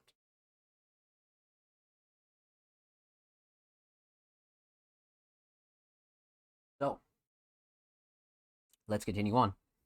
Up next, we got the homie, Lil Wet Wet, aka Patterns. Another artist that's had a really fucking stellar 2023 as far as music, visuals, media. Lil Wet Wet has had just a solid 2023 for sure. Very talented alternative artist.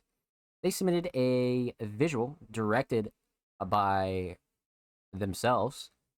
Sorry if I hurt you. Now, this is a track we've already reacted to here on the show, but we have yet to react to the visual, and it was taking every ounce of me to not watch this so I didn't spoil it for the show.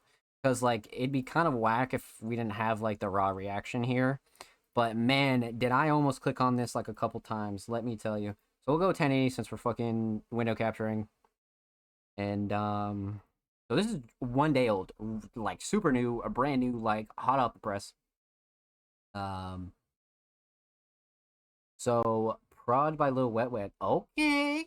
Directed and edited by Lil Wet Wet, shot by Lil Wet Wet and Ozzy Bug, cinematography by Lil Wet Wet and Ozzy, concept and creative direction by Lil Wet Wet. Love in the comments. We love that. We love that. Okay, okay, okay. Let's get into it because, man, I held off for this one. I held off for this one. So let's get into it. Patterns, aka Lil Wet Wet. Sorry if I hurt you. Official music video.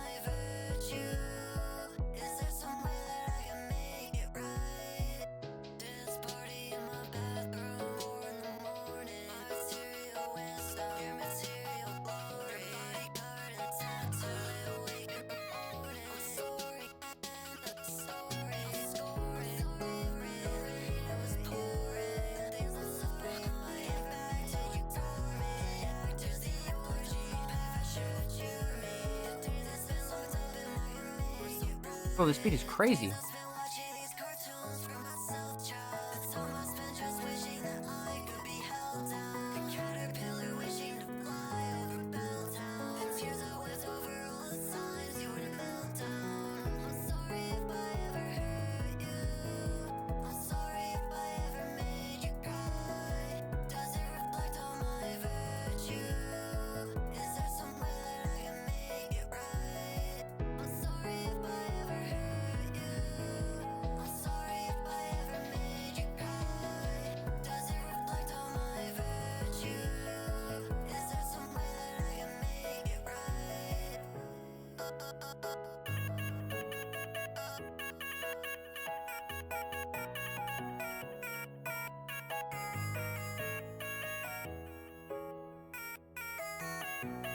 Fuck it, dude. Who else got it, huh?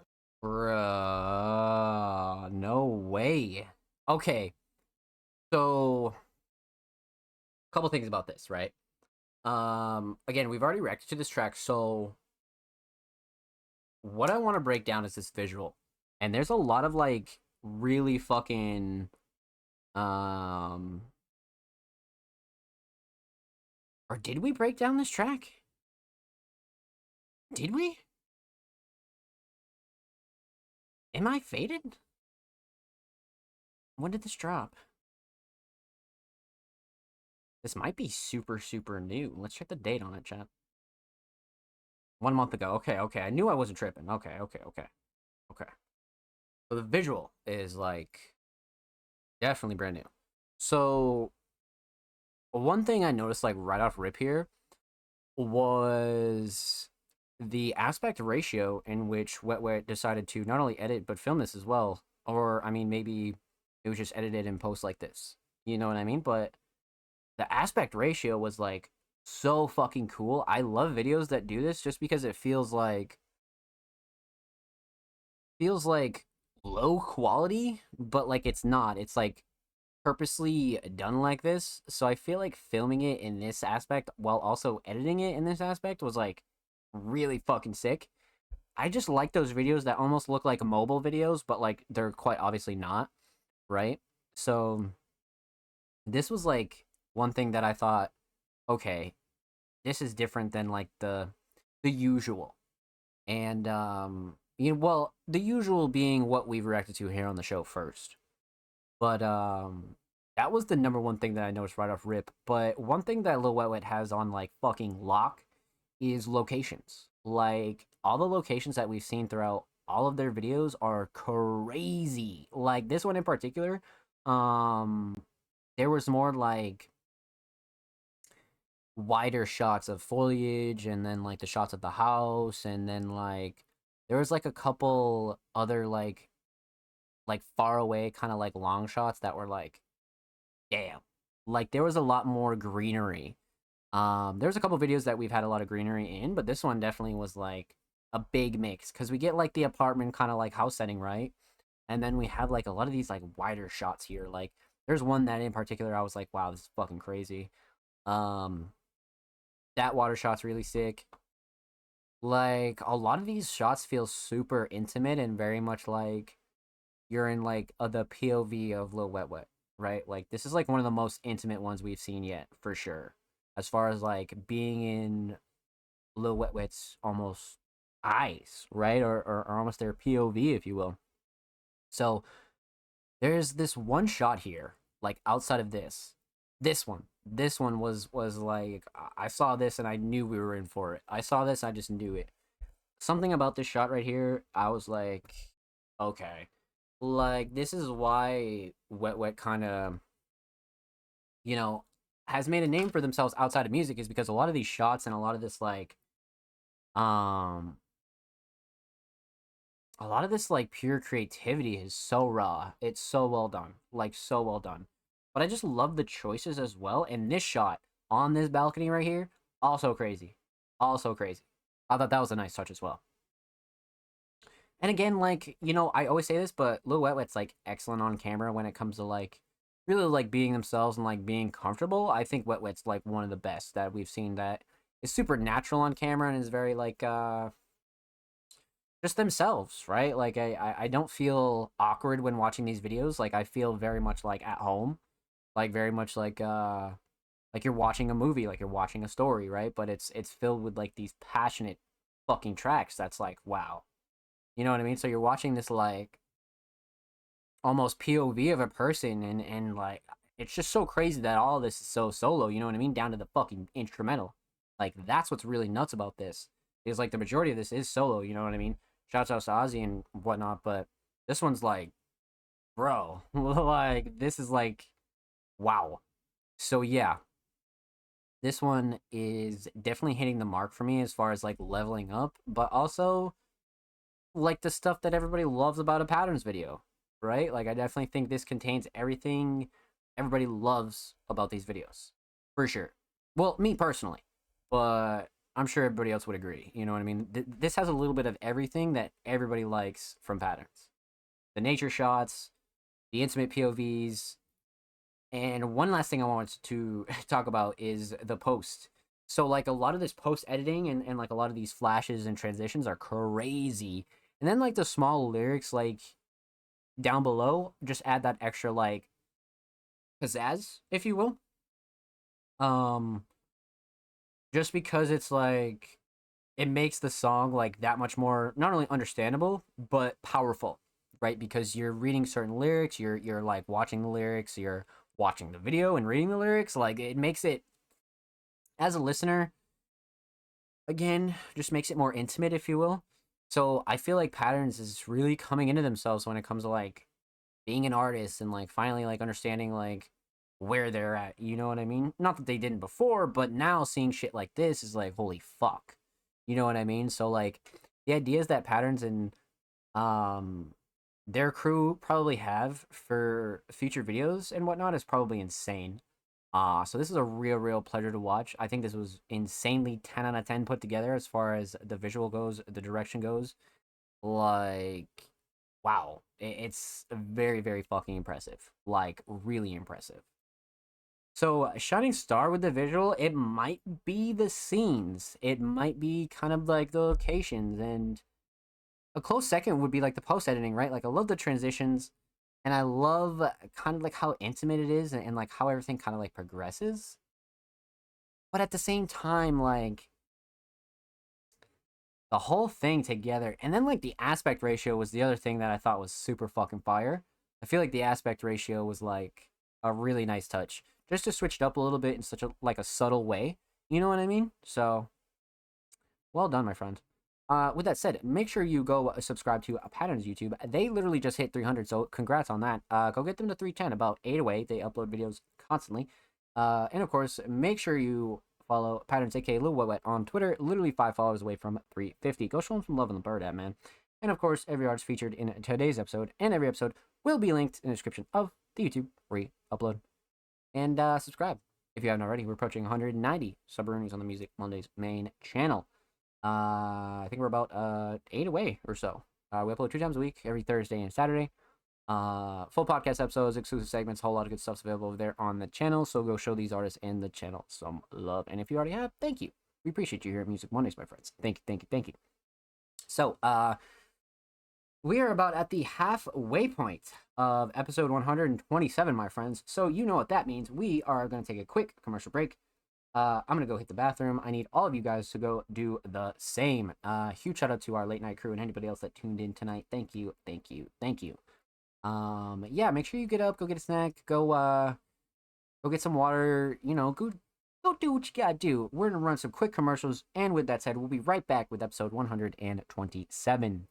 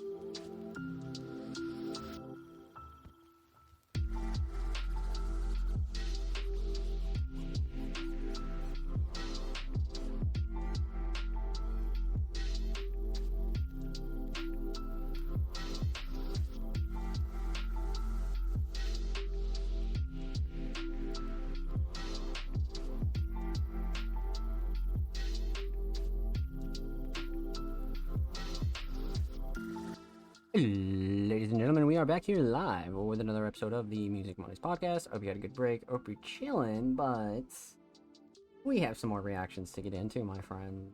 No, let's hop right back into it. I hope you had a good break, and hope you're ready to get into it. So, let's pause that, and we left off with the homie Patterns. Huge shout out to Patterns. Up next, we got the homie Sonley. And it's been a while since we've heard from Sonley. It's been definitely some months, but a wonderfully talented hip hop artist submitted a track titled 5,000 Miles. Okay. I'm down. It's been a while since we've heard from Sonley. Let's get it, baby. This dropped relatively recently. Well, let's get into it. Sonley, 5,000 Miles. VDV got it.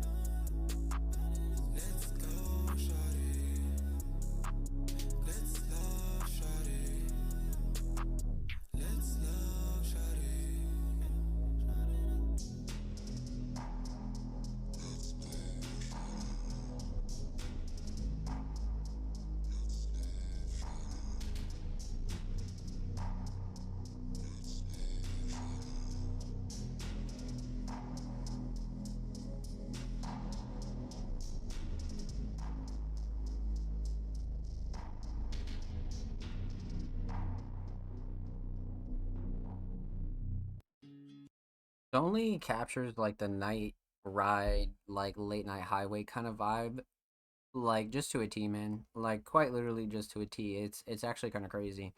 Yeah. So let's break this one down.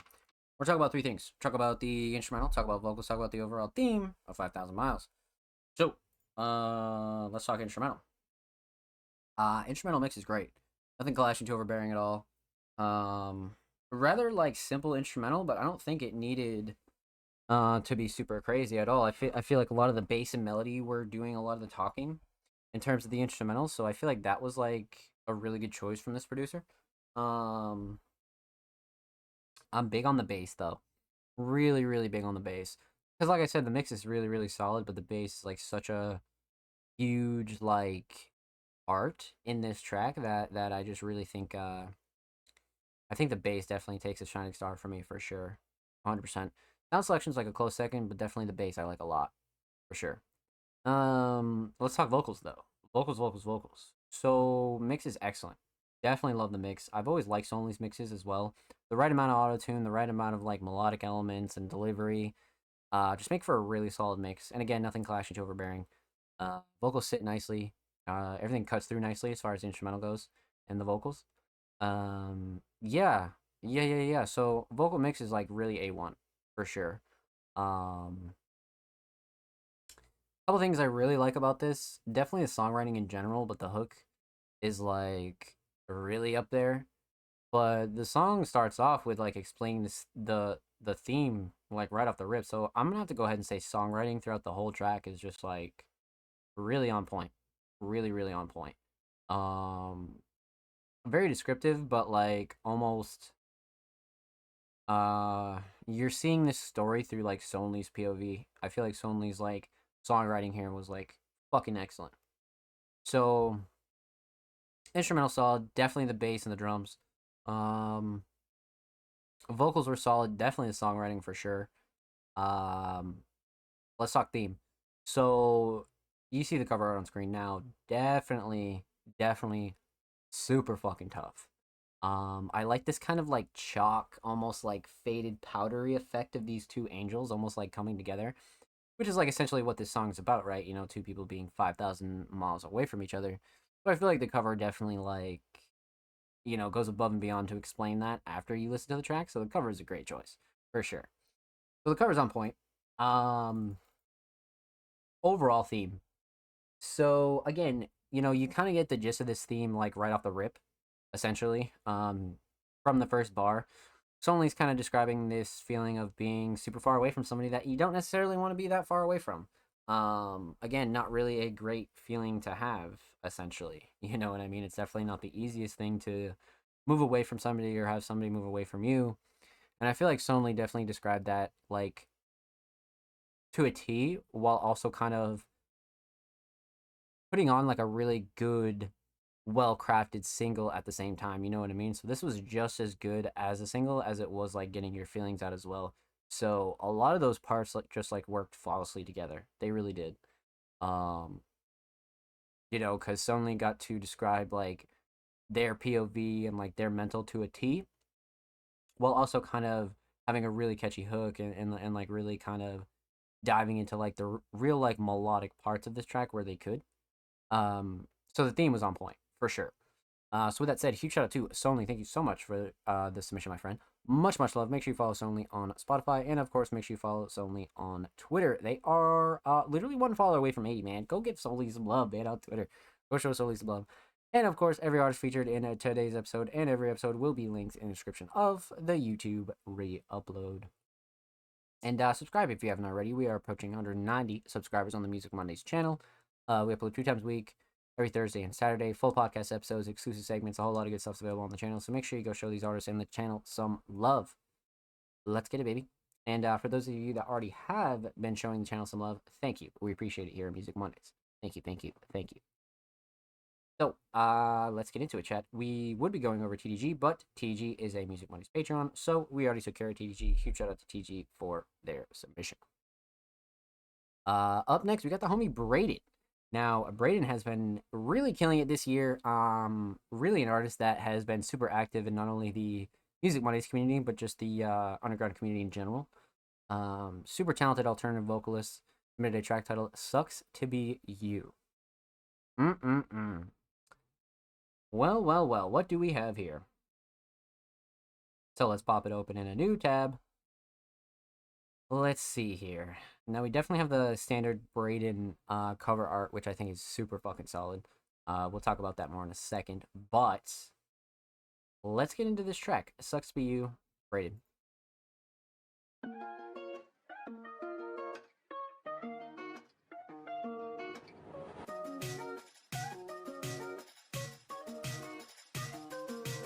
You say you're pressed, but I don't care because, to be honest, you were never there for me. Lately, I've been living in luxury. If I'm being frank, it sucks to be you, but I don't care because, to be honest, you were never there for me. Lately, I've been living in luxury. If I'm being frank, it sucks to be you, and I hate how we became these monsters. I'm a fashion demon cause I'm rocking Montclair. As people, we shouldn't divide and conquer. She was acting like a snake, so I offed her. I do what I want, don't give a shit. I am way too busy to give a fuck about a bitch. I am way too soft to give a fuck about a snitch. Making magic potions, I feel just like a witch, huh? I am way too much for you. You are way too much for me. We're still young, so we're still lucky. You hate me, but you'll still cuff me. I don't even know why you're doing that. That honestly just doesn't make any sense. You say you're depressed, but I don't care because, to be honest, you were never there for me. Lately, I've been living in luxury. If I'm being frank, it sucks to be you, but I don't care because, to be honest, you were never there for me. Lately, I've been living in luxury. If I'm being frank, it sucks to be you. Every conversation turns to a debate. We need to end this now for our own sake. And I know for a fact Wow. you made mistakes, but so have I, and that's okay. You say you're depressed, but I don't care because, to be honest, you were never there for me. Lately, I've been living in luxury. If I'm being frank, it sucks to be you, but I don't care because, to be honest, you were never there for me. Lately, I've been living in luxury. If I'm being frank, it sucks to be you.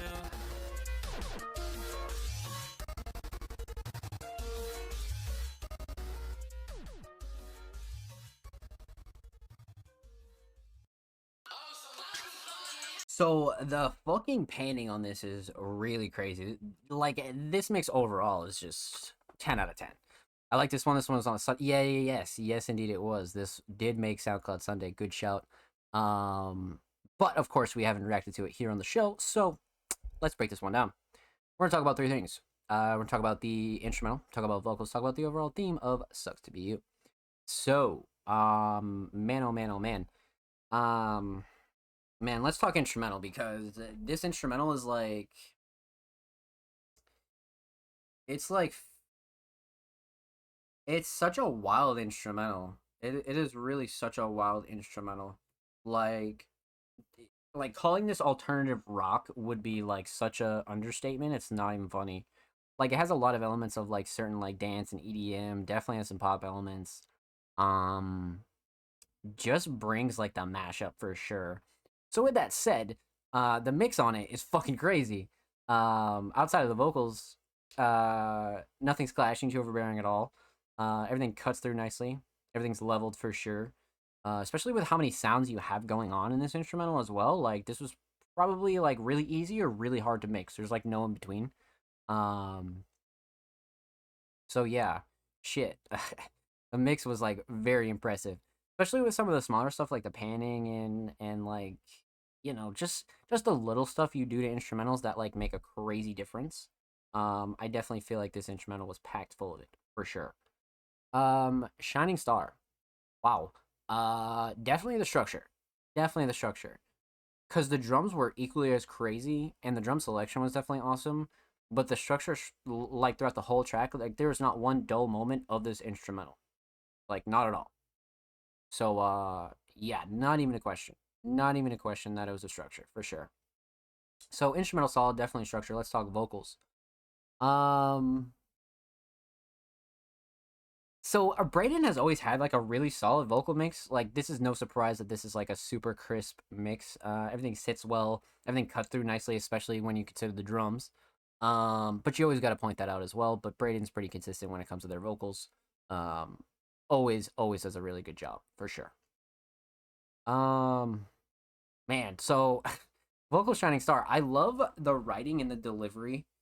Flow and cadence is probably a close second, but the hook blows everything out the water. The hook is super catchy, and every time it like wraps back around, I feel like this hook kind of like brings you in more and more, especially as the song progresses. And that's like what a hook is for, right? So I feel like Brayden has gotten really crazy when it comes to hooks, and this is like one of the songs that definitely shows it. So definitely the hook. So instrumental solid, definitely structure. Vocal solid, definitely the hook. Let's talk theme. So many of you know the theme that Brayden has had going on with a lot of their covers. These super simple, almost what look like pen and paper kind of drawings, but they're super high quality, super HD, and it makes their covers somewhat consistent. But that's not necessarily like something that needs to happen, right? I just like the fact that Braden actually went and did that, because they do have a couple like one-off covers that aren't in line with the theme, which I think are cool too.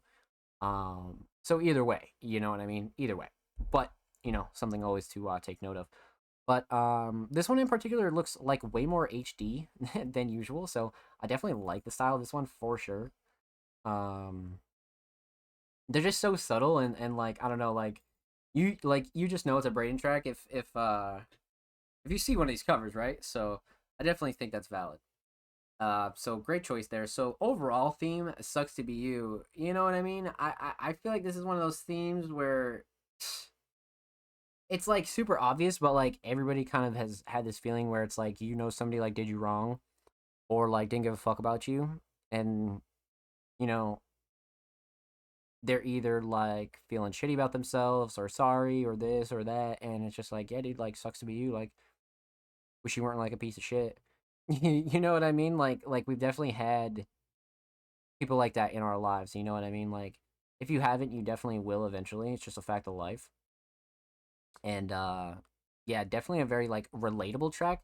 But I think something that kind of like nails it here for me is the delivery. You can definitely hear and feel the emotion with Braden when it comes to the hook and like throughout the whole song really. So I feel like this theme was like on point as far as not only being relatable but having a theme that's like it's like good for you to like write out and perform, but it's something that people can easily like get behind for sure. So with that said, huge shout out to Braden. Thank you so much for the submission, my friend. Much love. Make sure you follow Braden on Spotify, and of course, make sure you follow Braden on Twitter. Braden is literally 3 follows away from 30, so go show Braden some love. And of course, every artist featured in today's episode and every episode will be linked in the description of the YouTube free upload. So let's get into it.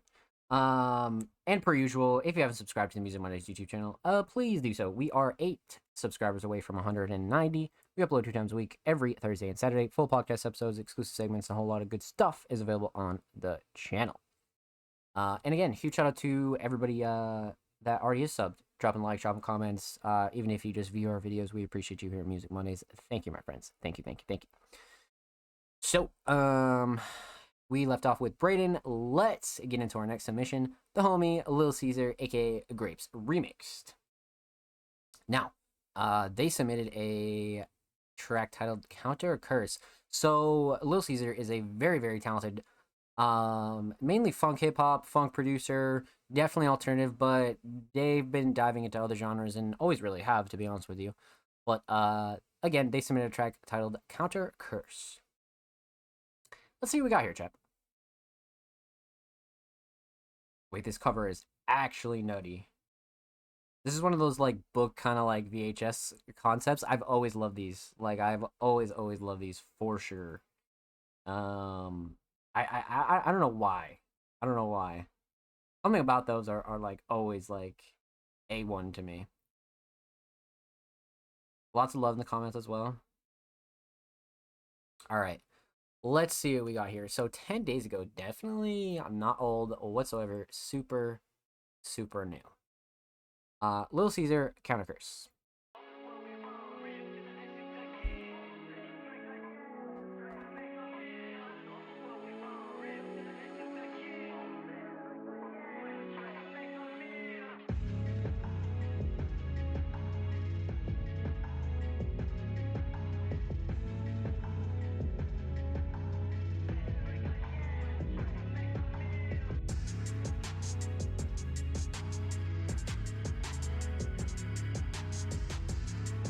This is tough as fuck.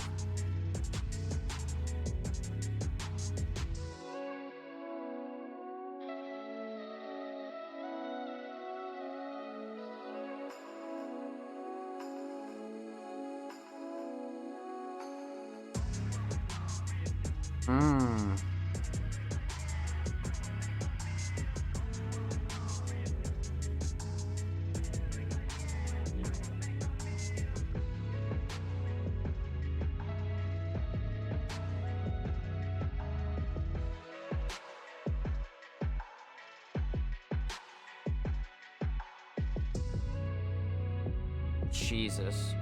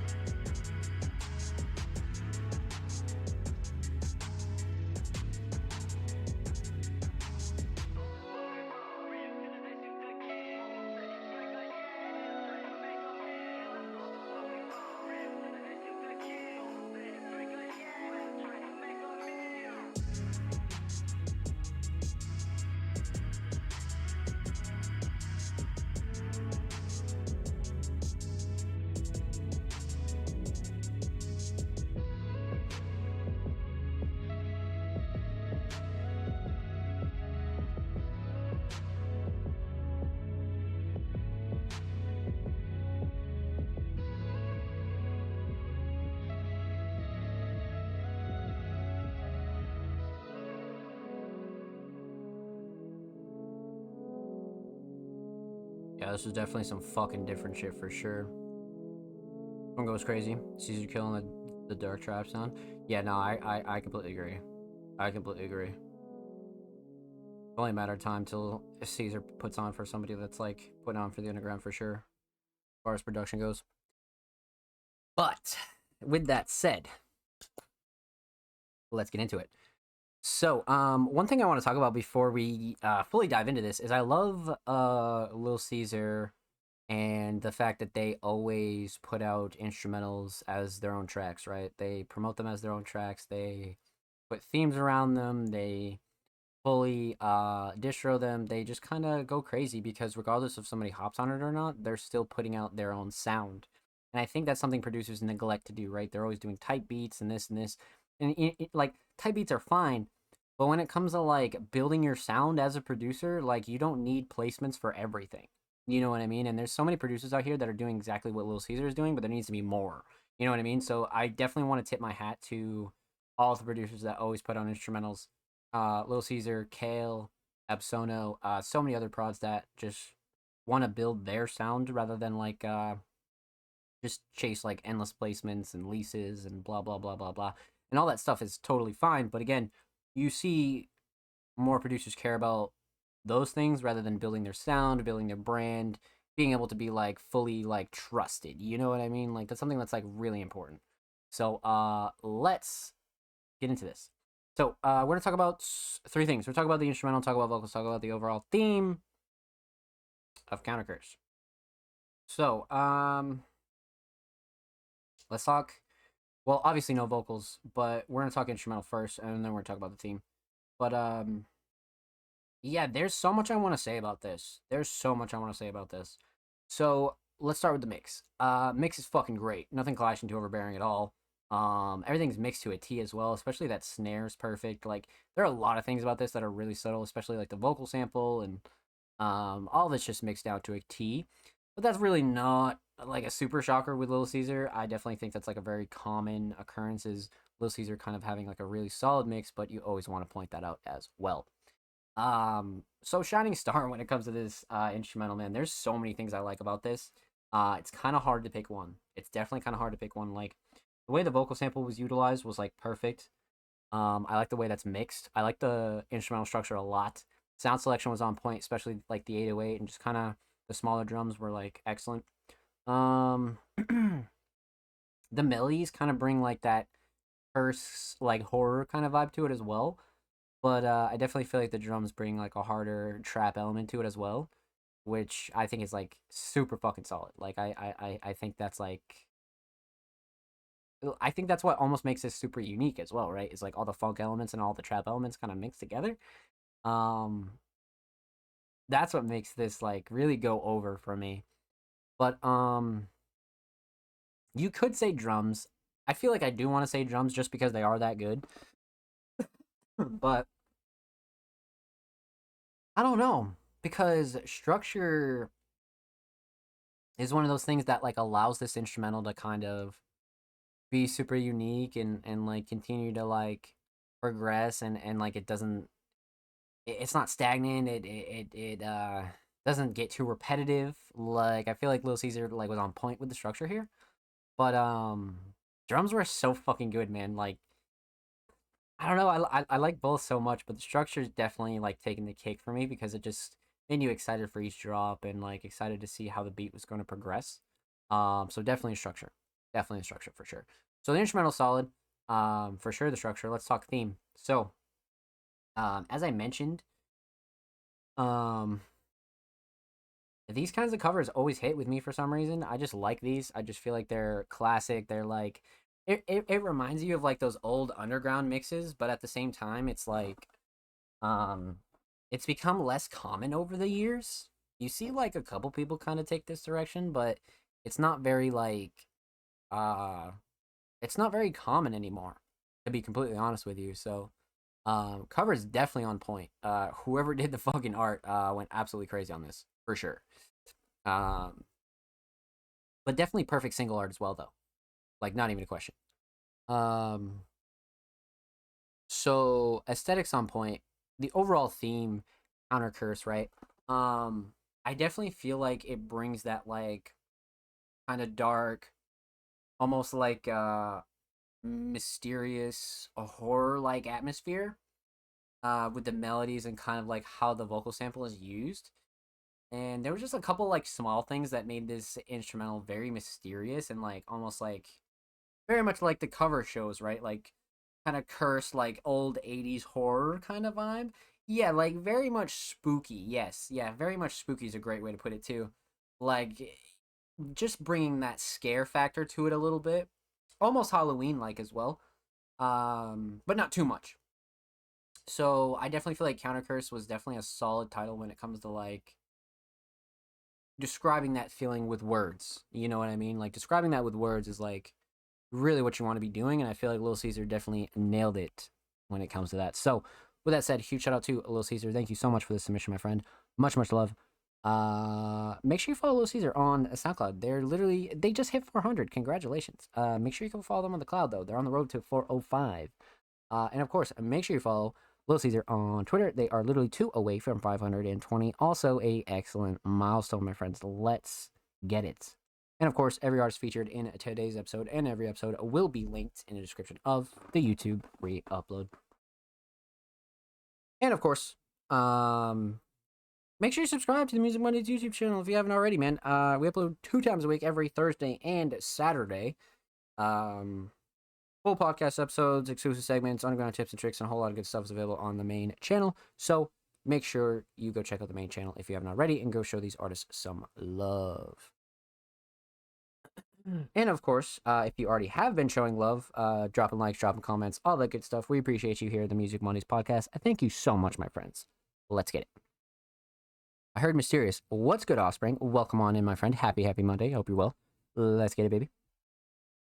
So, we left off with the homie Little Caesar. Up next, we got Mac 2 times. Now, Mac has been fucking killing it this year. Very talented hip-hop, slightly alternative hip-hop vocalist. Really just lays it down when it comes to emotion and passion and delivery, but also a very much improved artist as well. So, let's see what Mac has for us this week. They submitted a track titled Chosen. Let's see what we got here. We got exclusive unreleased Mac 2 times, okay? This is some rarity right here. 5 days ago. Unreleased, okay?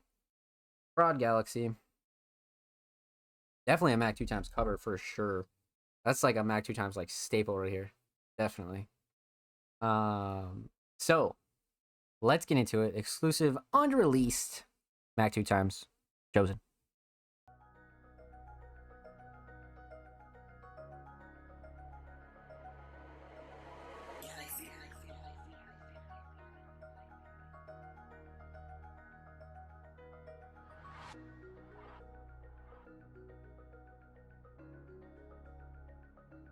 Kind of an interesting choice too, as far as instrumental goes. Not trying to be cliche, I feel like I'm chosen. I wasn't always about it, but I feel like my time is closing. Really so right now I'ma own it. Bet in due time I'll be frozen. Jumping out the gym like Jordan. Tryna treat my life like a game, but I won't be using no tokens. Every day gotta wake up, get money. Ain't no stop out when the Benjamin's coming. Can't be wasting no time with you niggas. I gotta stay focused to get what I wanted. This ain't go for these bitches as well. They be playing too many games, y'all just be frontin'. Haven't been giving my all, I've been slacking. I ain't even gon' lie, I'm just tryna be honest. Jumping the mosh pit, Tyson giving niggas black eyes. If it's something I wanted to try. Tryna be in this shit when I'm there. Wanna be one of them people in the archive. I'm tryna go up, tryna glide. It can't be one of those, but it hit and then die. Girl, I've been searching so long for the one, but I got trust issues, I don't even try. I got some dreams, best believe I'm a chaser, but it's hell on earth, I'm just tryna escape it. You do what you want in this life for real. Those are chasing your dreams if you know you can make it. Tell her shorty she bad as hell, yeah, she a 10, throw some ones on the ass, and I told her to shake it. Looking around at so many opportunities, but lead at the where really mine for the take. There's enough money in the world for everyone to get off your way to stop hating. I'ma be working till I get hundreds and I gotta put myself into the debating. Wow. Working until I get hundreds and trying to put myself into the debating. I got some dreams, but believe I'ma chase it. But it's all on earth, I'm just trying to escape it. Do what you want in this life for real. Stop chasing your dreams if you know you can make it. I'm tryna be cliche, I feel like I'm chosen. I wasn't always a boldest, but I feel like my time is closing. Really so right now I'ma own it. That in due time I'll be frozen. Jumping out the gym like Jordan. Tryna treat my life like a game, but I won't be using no tokens. Every day gotta wake up, get money. Ain't no stop, I want the Benjamins coming. Can't be wasting no time with you niggas. I gotta stay focused to get what I wanted. This ain't go for these bitches as well. They be playing too many games, y'all just be frontin'. Haven't been giving my all, I've been sucking. I ain't even gon' lie, I'm just tryna be honest.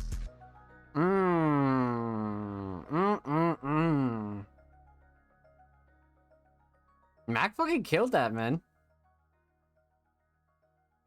Mac's such like a versatile writer, man. Like Mac's like the definition of like using your music to like get your thoughts out, whether they be good thoughts, bad thoughts, or in between thoughts, just thoughts. You know what I mean? And I feel like Mac does a really good job kind of conveying their mood, right, song to song. So well done. Well done. Let's break this down. So, we're gonna talk about three things. Talk about the instrumental, talk about vocals, talk about the overall theme of Chosen. So, man, oh man, oh man. Let's talk instrumental because this isn't like a like an instrumental that's kind of like out of the ordinary for Mac. I don't think at all. I definitely think it's an instrumental that is very much up Mac's alley, but very much fast paced as well. So I didn't know like how Mac was gonna flow on this, but I think Mac like really took it by the horns. But before we get into that, the instrumental mix was great. Nothing clashing to overbearing at all. Definitely like the drum mix as well. Drums cut through nicely. Everything's pretty leveled as well. So I think Galaxy did a really good job. As far as the mix goes with the instrumental. Shining Stars definitely in drums. Drums are nice and bouncy, hard hitting. Definitely knock for sure. Drums, not even a question. So instrumental solid, definitely drums. Let's talk vocals. So vocal mix is great. I haven't had any gripes with Mac's vocal mix in probably almost a year. Like I think we would go over a couple songs and Mac went right back to the studio after a certain point and was just working on their vocal mix, and then ever since then Mac has come back with like crazy ass vocals. So the vocal mix very crisp. Again, nothing clashing to overbearing. They definitely sit nicely on the instrumental for sure. Definitely one of those mixes that is just like super raw but like very crisp as well. So whoever mixed this did a really solid job for sure.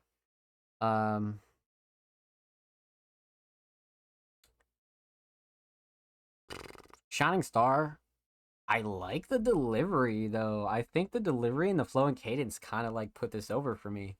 I think I might go delivery. I'm not gonna lie to you. It's been a while since a song's delivery has been like that good to the point where I'm like, yo, this delivery is nutty. So yeah, it's got to be flow and cadence and delivery, man. It's got to be for sure. Because I like the songwriting a lot. Definitely, I feel like Mac did a really good job. You know, just kind of really staying on theme with kind of like how they feel about being chosen, and then like kind of like, you know, diving in on a lot of those topics. But flow and cadence and delivery kind of like sealed the deal for me. Mac really flowed on this for sure. So instrumental solid, definitely the drums. Vocal solid, definitely flow and cadence. Let's talk theme. So theme, aesthetics. This is definitely like an on point Mac 2 times cover for sure. It's just one of those covers that is of Mac 2 times quality, but like something about Mac 2 times covers always get me. They're very simple and very much like bam. You know what I mean? Like Mac does such a good job when it comes to like their covers. Super simple, always high quality, and just super just kind of like their own. You know what I mean? Like I wouldn't want Mac to change these, especially if they like them, you know? But on point cover art for sure. So overall theme, right? You'll hear Mac talk about a couple different things when it comes to kind of like, you know, feeling like you're chosen, or like really working hard to kind of like get what you deserve kind of thing. And really a lot of people who like to hate on people who are trying to be successful as well. I feel like Mac touches on like a really like just a lot of good topics that a lot of people can relate to, no matter what you do in life. You know what I mean? I definitely feel like this is a theme where it's like, yeah, yep, So this is like Mac's personal experience, but it definitely like can ring a bell with a lot of people, for sure. With that said, huge shout out to Mac 2 times. Thank you so much for this submission, my friend. Much love. Make sure you follow Mac on SoundCloud, literally 5 away from 30 followers. And of course, make sure you follow Mac on Twitter, 5 away from 125, a wonderful milestone. And of course, every artist featured in today's episode and every episode will be linked in the description of the YouTube re-upload. And of course, make sure you subscribe to the Music Mondays YouTube channel if you haven't already. We're approaching 190 Subroonies on the main channel. I think we're about 8 away. We upload 2 times a week, every Thursday and Saturday. Full podcast episodes, exclusive segments, a whole lot of good stuff's available on the channel. So go show these artists and the channel some love. Let's get it, baby. And if you already have, thank you so much for dropping likes, dropping comments, all that good stuff. We appreciate you here at Music Mondays, my friends, and thank you. Much love. So, let's continue on. Up next, we got the homie Filter. Now, Filter has been absolutely killing it in terms of submissions, unreleased, release, things that they've produced, self-prod, so many like insane things we've heard from Filter. And they submitted another track this week. So, let's see what we got here. What we will do is pop this open a new tab because this is unreleased and exclusive. Okay.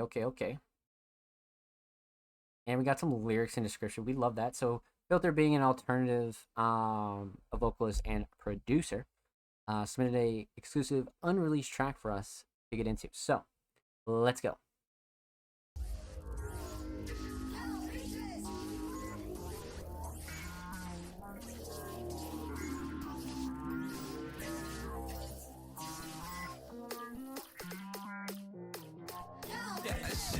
You never cared. Since day one, you were never there. Never tell me what's going on. Now I'm sitting in my room, don't know where my mind is gone. Things I felt, said things that I felt. I just wanna help. Now we're back at day one, yeah, it's hell.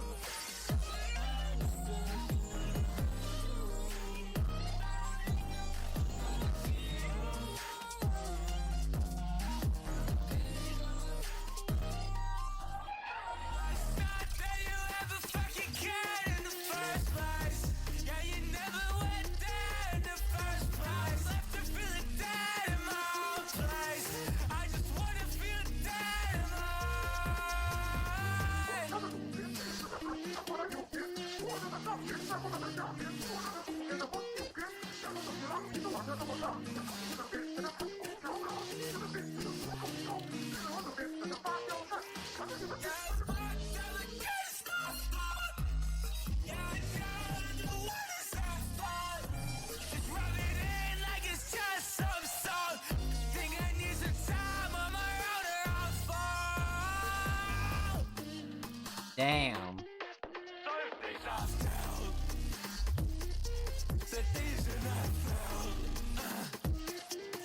I just wanna help. Now we're back at day one, yeah, it's hell. I just needed help. I just needed help. It's for my soul.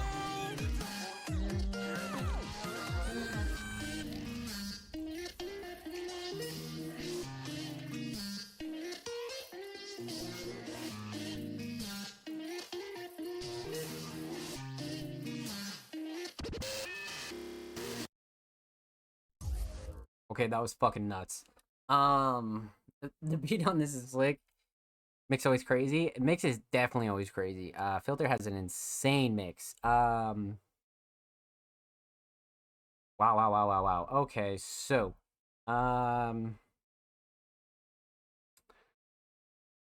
there's so much to dissect here. So we're gonna talk about 3 things.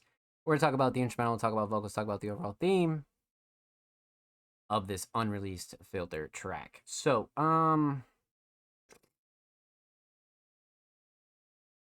let's talk instrumental because there's a lot going on here. There's a fucking lot going on here.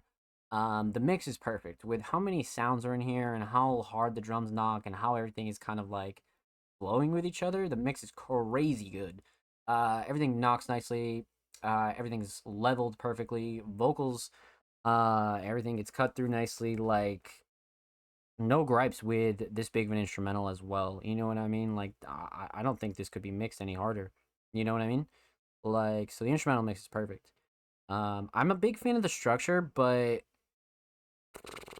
the drums are like, they'll knock your socks off for sure. Like, you play this in the right card, that shit will knock your socks off 100%.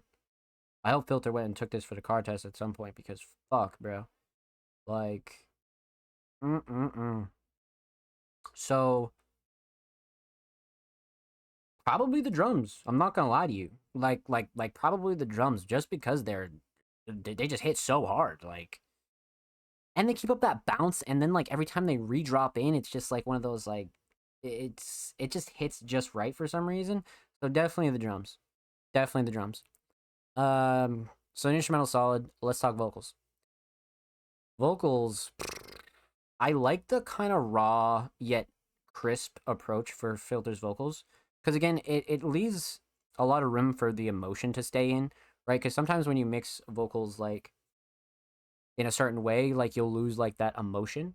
But I feel like Filter like keeps in a lot of that emotion when it comes to like certain deliveries and like parts of certain songs. And this one definitely like puts emotion on full display. So for sure, for sure, for sure. Um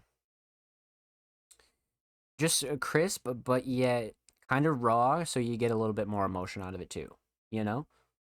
It's a nice middle ground. We saw it a couple times tonight, but this one's definitely on point with that middle ground. So again, instrumental solid, definitely the drums. Vocals, so I love the songwriting, but this delivery and the flow and cadence are fucking blowing me away, man. Like I'm not gonna lie to you, like it's the delivery and like how you can feel the emotion in certain like punchlines and certain lines. It's just like, yeah, all day for sure. So definitely flow and cadence, definitely delivery. Let's talk theme. So exclusive on release. We're not gonna take this cover too serious because of course this could all change after a certain point, right? You could always like change your cover up or whatnot, but of course still as like a fire placeholder cover. Like you could totally put this out as the cover and you'd still be fun. But overall theme, I don't think the track title has necessarily like much to do with the overall song. Definitely one of those songs that like you would never know what it's about until you actually played it, which I think is really cool and like, you know, leaves a bit to the mind and like kind of mystery as well, right? I think things can just get a little bit more mysterious and you're just like, wow, like why would you name that this, or like why is the song about this if it's named that? So again, like when it comes to themes, like they don't necessarily have to be like super direct. You could totally name a song whatever you wanted, but the song is like essentially still gonna have a theme. And this one definitely was again much like a couple of songs we saw tonight. Kind of turning your back on people that never give a fuck about you. You know what I mean? Or people that just kind of did you wrong, or people that kind of left without you having any say in it. You know, all of which feelings you encounter throughout life for quite a while.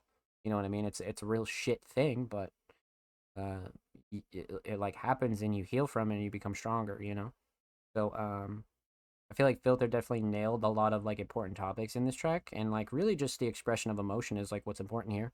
You know what I mean? So even if you got to make 500 more of these songs, like as long as you're actively expressing yourself, I think this is great. So with that said, huge shout out to Filter. Thank you so much for letting us premiere this exclusive track. Make sure you follow Filter on SoundCloud, 3 away from 210 over there, and make sure you follow Filter on Twitter. Literally 1 away from 20. So go show Filter some love, man. Super talented. And of course, every artist featured in today's episode and every episode will be linked in the description of the YouTube re-upload. And of course, make sure you subscribe to the Music Mondays YouTube channel if you haven't already. We're approaching 190 stubbornies on the main channel. It'd be greatly appreciated if you went and dropped a sub. If you haven't, we upload every Thursday and Saturday, full podcast episodes, exclusive segments, underground tips and tricks, a whole lot of good stuff's available over there on the main channel. So, let's get it, baby. And if you already have been subbed, dropping likes, dropping comments, all that good stuff, we appreciate you here at Music Mondays, my friends, and thank you for all the love. So, up next, we got the homie Oathkeeper. I think we reacted to Oathkeeper. I think if it wasn't last week, it was the week before. But either way, it's been pretty recent. So, they submitted a track titled "Blood." You had the single version on one of your Sunday playlists. So, hearing your thoughts on the album version could be cool. Okay, it could very well be cool. I'm down. I'm very down. So, okay. Blood Neon Mix featuring Beardex, Cloudy, plus Nova Garden. Okay. Tags and whatnot. Alright. 2 months ago, so definitely not super old at all, but not brand new. So let's get into it. Oathkeeper, Blood. I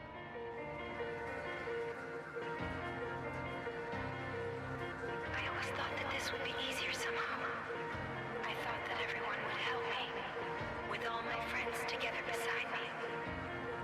I've been trying so hard. It feels like I just fucking met you. Just don't know what the fuck I should do. I just feel exposed, I'm see-through, and I'm so screwed. Sword swing, pull true. Last night I had a dream about you. Saw your ghost in the bathroom. Don't know what it means, weirdest shit I ever seen. But now it's got me down thinking about you. So sorry that I didn't text you. I dropped my phone in the back rooms. I just didn't wanna think. Gonna sit right here and drink so I don't end up hating you. And I'm drowning here. All my insecurities won't disappear. Once you kill my fear with that blade that chill. The silence coming near. I think it's for us. Baby, do you love me? 'Cause you lost all my trust. That's what they always say, it'll take some time. You can give me yours and I'll give you mine. What a fucking waste that shit was. What a fucking waste that shit was. I'm not enough scarred, but I'll be just fine. You can show me yours and I'll show you mine. Never thought you drink all my blood. Never thought you drink all my blood.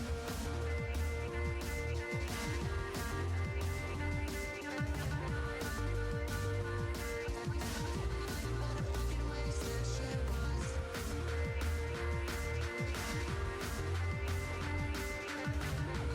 Never thought you drink all my blood. Never thought you drink all my blood. You can drink all my blood from my throat. I gave you love, boy, I gave you the most. What a fucking waste that shit was. Never thought you stopped me in the gut. You can leave me here and I'll be just fine. I wish you'd stop fucking wasting my time. What a fucking waste that shit was. What a fucking waste that shit was.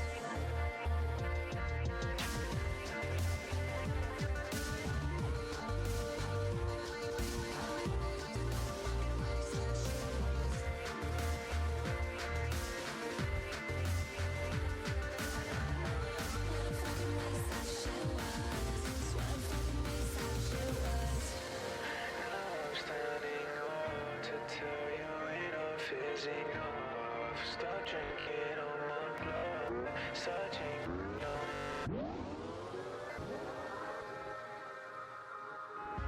That's what they always say, it'll take some time. You can give me yours and I'll give you mine. What a fucking waste that shit was.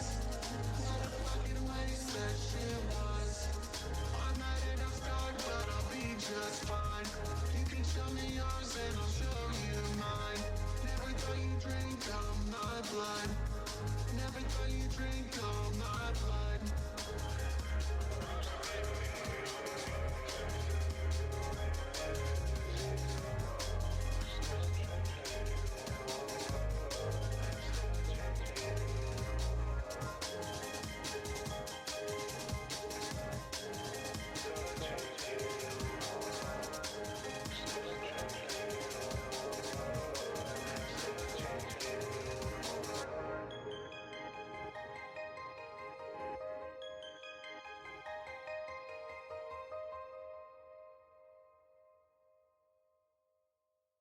Well done. That was quite like the journey. That definitely took us on a pretty long journey, if you will. Not long in time, but I felt like this was like a whole story told in like less than 4 minutes. So well done, for sure, well done. So let's break this down. we're gonna talk about three things. We're talking about the instrumental, talk about vocals, talk about the overall theme of Blood. So, man, man. So instrumental. Let's talk mix. The mix is great. Nothing clashing to overbearing at all, especially throughout like the whole structure and all the transitions and especially the sound selection. Like mix is on point, super crisp. Again, nothing clashing to overbearing. Um, yeah, no gripes about the mix whatsoever. I definitely think the mix is real solid, real solid. Um, hmm. Let's let's. I don't know. Like the structure is really insane, but the sound selection is also like super fucking underrated. I feel like all these sounds work like super well together. Like man, like hmm.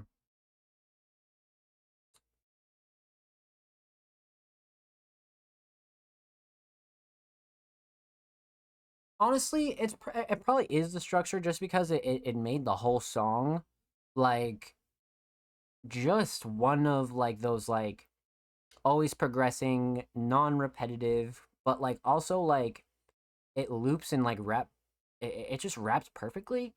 So definitely the structure, especially for like almost pushing 4 minutes, you kind of like had to make sure the structure was going to be decent, but also not like super sporadic. So structure is definitely very slept on here. I definitely think structure is a shining star for sure. Drums, drums are a close second though, very close second. Huge shout out Luke. Let's get it, baby. Um, so yeah, drums are definitely a close second. Yeah, got to be the structure. So let's talk vocals. Vocals. So before we get into vocals, let's talk mix. Again, mix is really solid, especially for like what this instrumental is. There is a lot going on.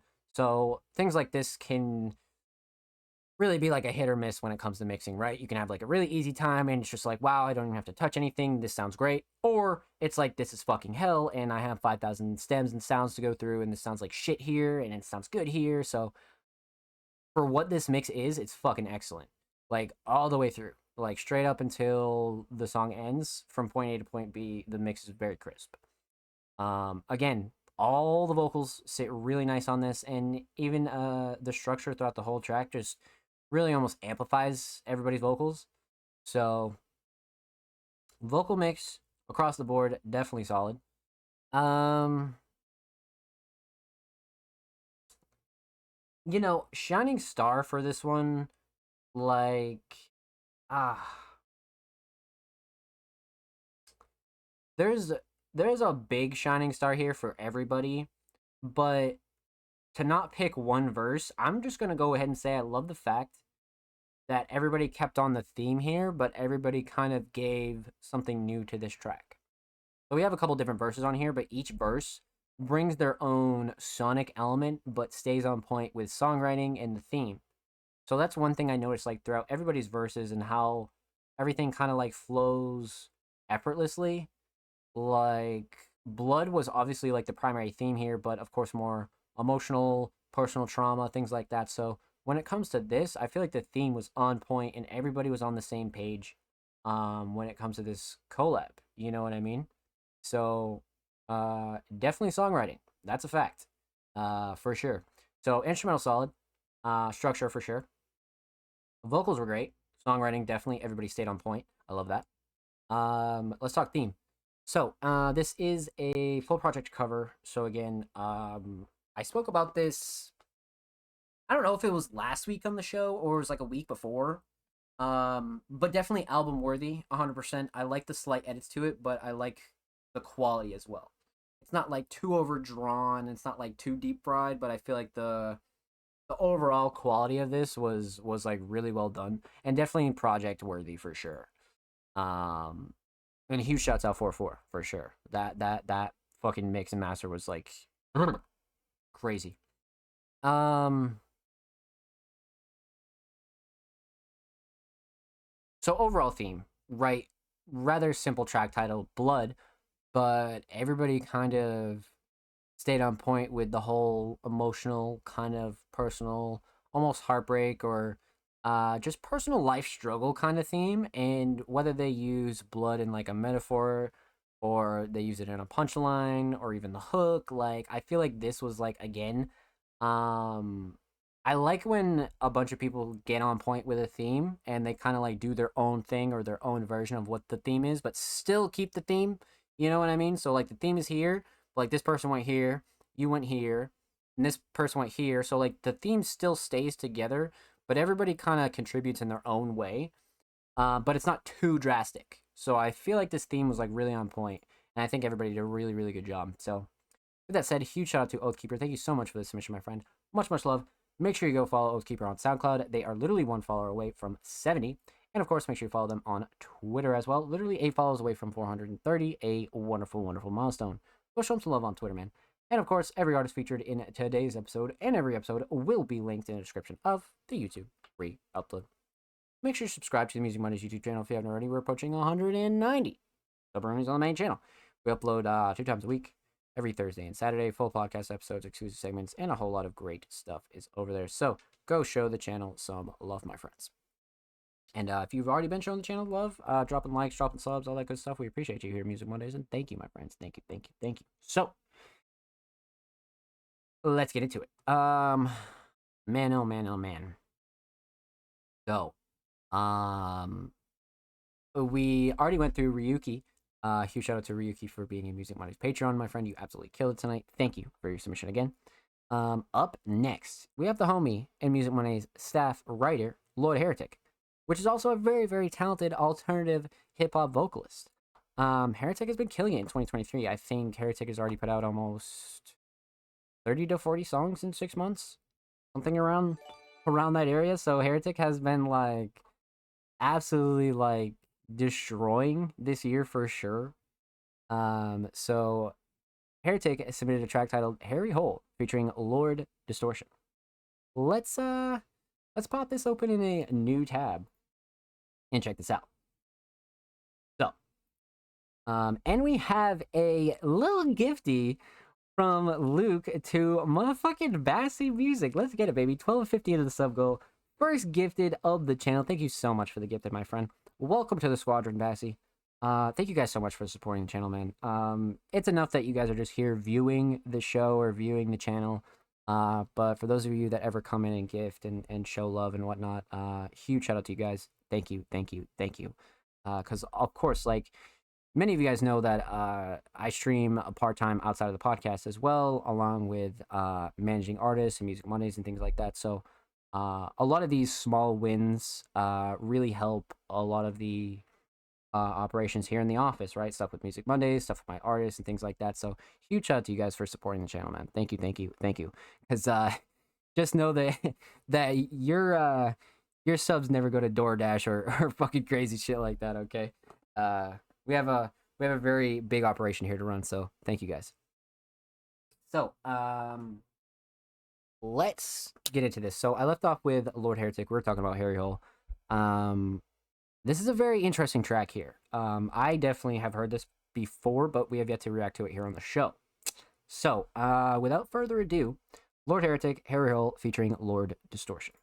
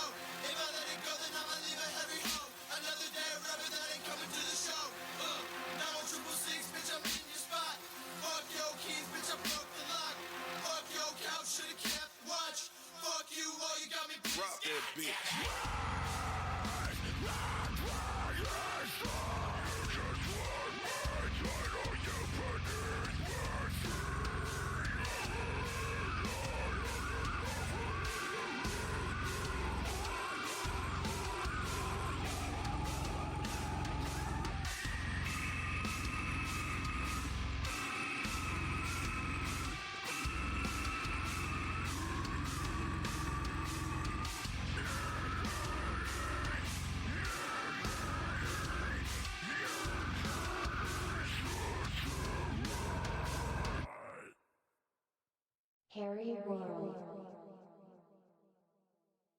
Mm-mm-mm.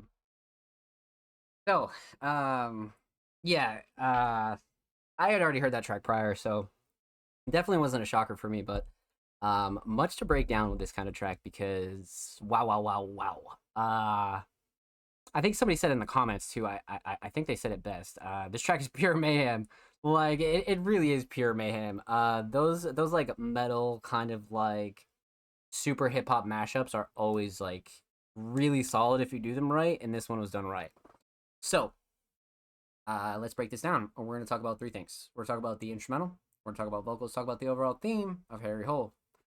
So, instrumental. It's otherwise a very standard hip hop instrumental. I think the thing that makes this though is the beat switch up, right? With such a heavy kind of like straight dark turn. And I think that speaks volumes to the mix as well.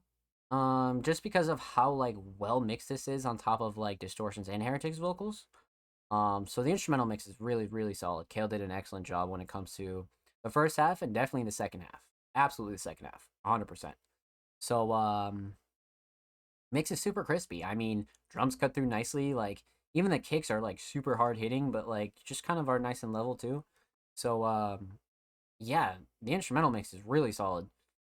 Shining Star is definitely the beat switch, definitely the structure. Like all in all, this instrumental as a package is perfect. You know what I mean? Clocking in at what 2:44. Like I'm sure it could have went longer, but this is like a perfect condensed, like perfectly timed like beat switch up as well. You know what I mean? So it's like definitely the structure, definitely structure. But I do like the 808s though. Kale did a really good job on the drums as well. So drums are a close second for sure. Let's talk vocals. So vocal mix is fucking excellent. I like Heretic's vocals on this a lot. Distortion definitely has a really solid mix, especially with how heavy their vocals are with the squeals, and it was super heavy, but for what it is, it's like wow. So yeah, really well done on the vocal mixing. Super crisp, but very like keeps it dark, and the mix between like Heretic and Distortion is like just insane, just insane. So instrumental definitely solid. I love the structure. Vocals definitely solid. I love the mix as well. But the shining star with the vocals, man. I love Heretic's writing in the hook here is really crazy. I'm tied between the hook and the switch up with Distortion. Like there's a couple of those where I'm just like, I don't know, man. Like I don't know. I'm gonna go ahead and say the hook though. The hook is kind of like what builds the anticipation for this. So like, I feel like if you didn't get behind the hook, you wouldn't get that far. So definitely the hook, definitely the hook for sure. So let's talk theme here. Definitely a little bit of a NSFW kind of cover, but kind of pays homage to the overall theme, right? Because you hear the title Harry Hole, and you're like, bro, what the fuck are you talking about? But then you kind of like put the phrase together and you're like, oh, and then you hear it in the hook and it's just like, oh shit, you know what I mean? So definitely a bit dark, but I feel like Heretic was on point with the theme, especially aesthetically. Like I don't think you could have chosen a better cover that like kind of represents that phrase. So definitely a solid choice. Overall theme, I mean, it lies in the punchline for Harry Hole as well, but kind of the mix between Distortion and like having this kind of aesthetic as well. I feel like the whole theme was like really on point, like really, really on point. I don't think it could have been done any better, especially for like a single with Distortion on it. So it's like, well done, well done. So with that said, a huge shout out to Lord Heretic. Thank you so much for the submission, my friend. Much, much love. Make sure you follow Heretic on SoundCloud. Literally 2 away from 830, man. And of course, make sure you follow Heretic on Twitter. 1 away from 300. Wow, 1 away from 300. What? 1 away from 300? Let's get it, baby. Go show Heretic some love. And of course, every artist featured in today's episode and every episode will be linked in the description of the YouTube free upload. And make sure you subscribe to the Music Mondays YouTube channel if you haven't already. We are approaching 190 sub-earnings on the main channel. We upload 2 times a week, every Thursday and Saturday. Go show the channel some love, man. Full podcast episodes, exclusive segments, a whole lot of good stuff over there. So go show the channel these artists some love. And if you already have been, you've been dropping likes, you've been dropping comments, even if you just view our videos, we appreciate you here at Music Mondays. Thank you, my friends. So, up next, we have the homie Laveries. Now, Laveries has been having a really good 2023, to be honest with you.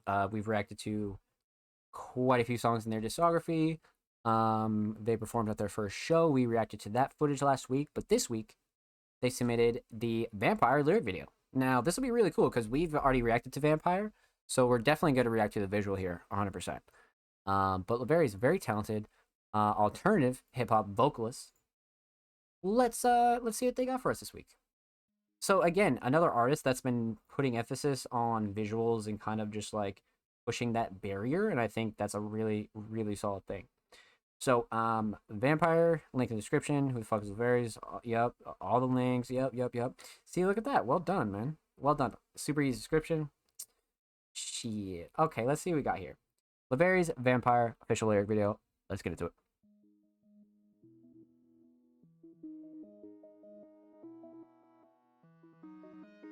Solid intro.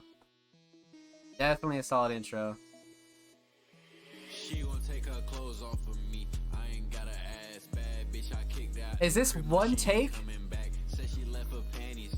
Damn, that's too fucking bad. Send your friend over and then maybe you can have them back. There was no relationship. Why the fuck she need closure? I told her she just can't catch chunky. That's why I don't post her. Won't post a bitch unless it's OnlyFans with her down on her knees. She whip out the dick whenever she need it. She don't ask me, and that's okay with me.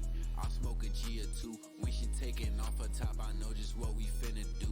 One take is crazy. But I'll delete you, get back on Tinder when you're tripping. That's what I intend to do. Then pick the new bitch right on up in a Rover. She know the deal I fuck with that. She get the bidding over. Pussy too good. Hope I don't nut quick. Matter of fact, pull out and then she suck dick. Hair was super sloppy. Artist with the mouth and tongue, I'll put her under contract. Let me be honest with you, you're my best employee. Maybe I'm just tripping cause a naked pussy both on 10. You can bring your friends along, I'm all for inclusion. Y'all could run a train on me, I will not be opposed to it. I'ma fuck your friends first and say the best for last. Let you walk up at my crib, I know you coming back. You come over, say you want me inside you all day.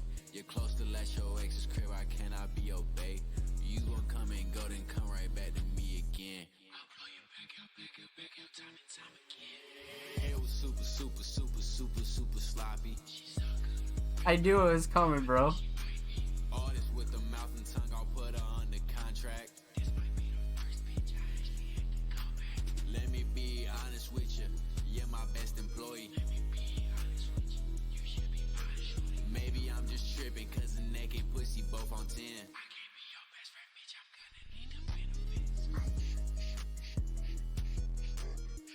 Damn, bro.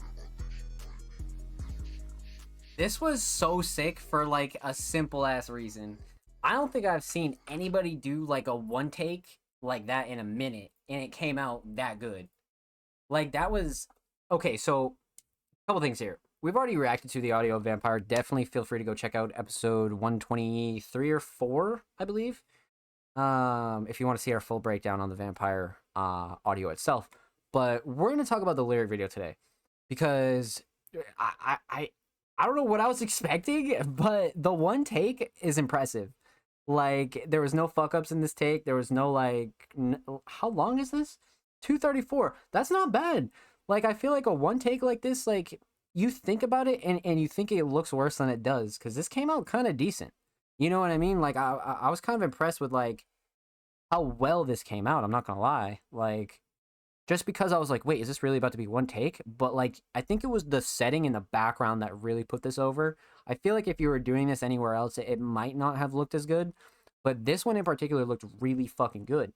Especially with, like, a lyric video. Like, you don't want to do... like, editing lyric videos is insanely hard sometimes.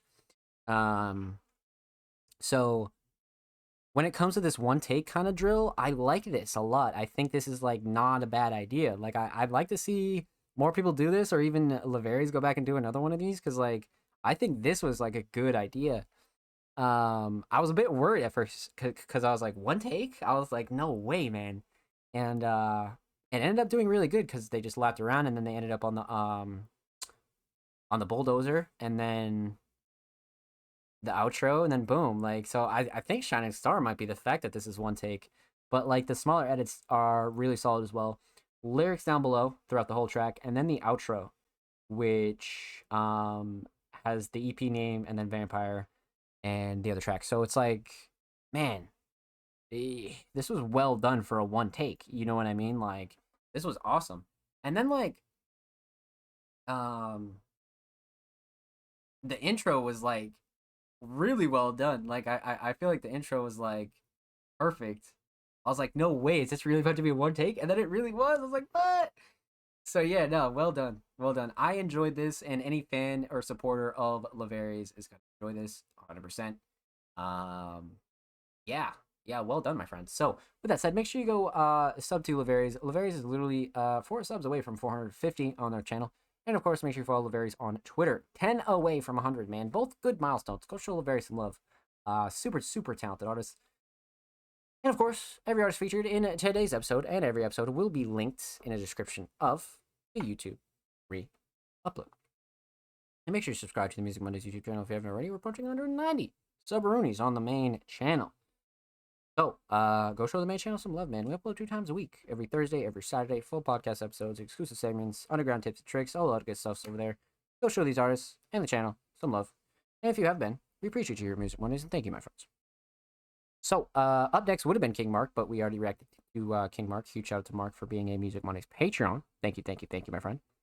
Up next, we have the homie, Offspring Mysterious. Now, Offspring has been really killing it this year as far as music art goes, putting out really high quality edits, new music, things like that. But Offspring submitted a new edition of music art, Mystical Flavor. This will be kind of interesting. So let's check this out. Let's see what we got here, chat. Let's get it, Offspring. I see you in the chat, baby. Let's go. So when was this up? Let's take a look here. 4 months ago. So definitely not brand new, but definitely not super old at all.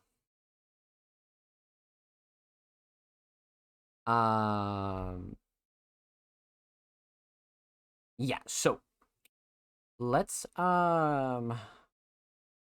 see what we got here. Offspring Mysterious, music art, Mystical Flavor.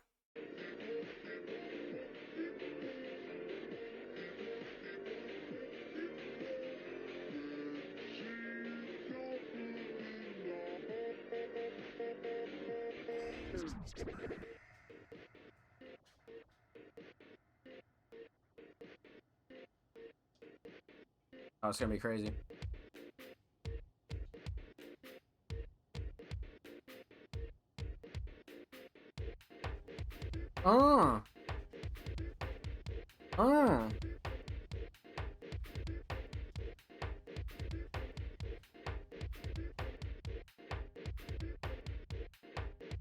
Okay.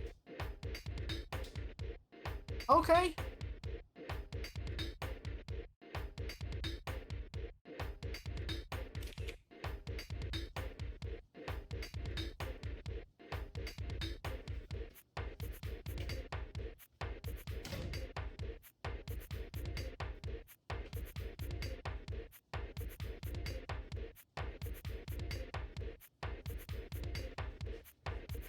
No way, that transition was crazy.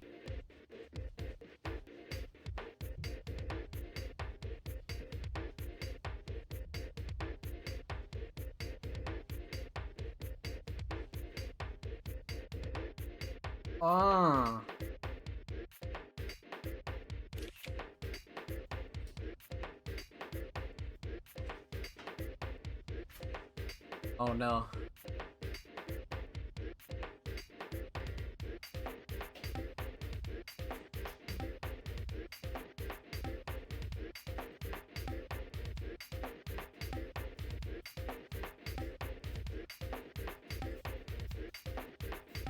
This is me off the caffeine for sure. Definitely.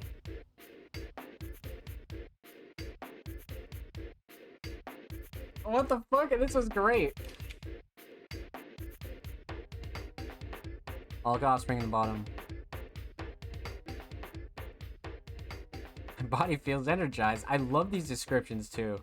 Well fucking done. Wow, wow, wow, wow, wow. Okay, couple things to discuss here, chat. Let's break this one down. So we're gonna talk about two things here.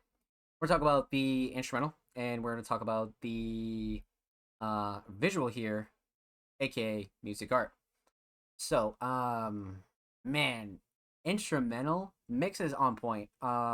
Super level, nothing clashing, too overbearing, or kind of all over the place. Mix was super crisp. I like the mix a lot. Shining Star could very well be drums, just because for a track like super fast paced and like kind of like even the ode to like caffeine or like just energizer kind of drinks, like I definitely feel like the drums like made you feel fast paced for sure. So I feel like Offspring definitely like had like a real solid like vision here for this, like without a doubt. It was definitely like a really solid vision for sure. Me up the perk 30. Like literally like it was like really well executed, just because of the drums too. Like the drums was like, okay, you know what I mean? So definitely the drums with Shining Star for sure. So the instrumental is definitely solid. Um, the visual music art clocking in at 227. I feel like Offspring did a really good job when it comes to like embodying and really putting this song into a visual with a lot of the lore that Offspring kind of already has established for themselves. So this was another great addition, and this was actually a pleasure to watch. I love these music arts for so many reasons, because it gives us a chance, again, like I would say, to dive into Offspring's more older pieces in their catalog. But at the same time, it gives perspective on like what the song can actually mean to Offspring. Because without a visual, sometimes it's kind of hard to like understand like where they're coming from with a track. But this one definitely like deserved this kind of like fast paced kind of visual, or addition of music art, as I should say. So this one went super hard, and I feel like this concept in general was like really solid. And this one's from 4 months ago, so like whatever Offspring is cooking up now is probably like even like 10 times better. You know what I mean? So I'm really excited to continue to go through these. Well done, my friend. Well done. So with that said, huge shout out to Offspring Mysterious. Make sure you go sub to Offspring's channel. 2 Subaroonies from 110. And of course, make sure you follow Offspring on Twitter. Literally 10 away from 840. Go show Offspring some love, man. Super talented, multi-genre artist. And like I always say, man, if you're going to take one thing away from Offspring, it's going to be their hardworking ethic, man. Offspring edits, films, produces, and creates their own art as well. You know what I mean? Like super multi-talented. So make sure you go show some love to Offspring. And of course, every artist featured in today's episode and every episode will be linked in the description of the YouTube upload. And of course, make sure you subscribe to the Music Mondays YouTube channel if you haven't already. We're approaching 190 Subaroonies on the main channel. We upload 2 times a week, every Thursday and Saturday. Go show these artists and the main channel some love. And if you already have been showing some love, we appreciate you here at Music Mondays, and thank you. Oh, it is. Thank you as always. You're very welcome, and I'm very excited to see what you got in store for us soon. Let's fucking get Offspring. So, last submission of the night, a first time submitting artist by the name of Calvin Ropes. What a way to end off the night with, rather than a first time submitting artist, right? I mean, let's get it. So far in is a Lovesick EP by Calvin Ropes, released 18th June. You can join it on these following platforms. Let's go to SoundCloud. Let's see what we got, baby. Calvin Ropes from South Africa. Holy shit. Okay. Wow.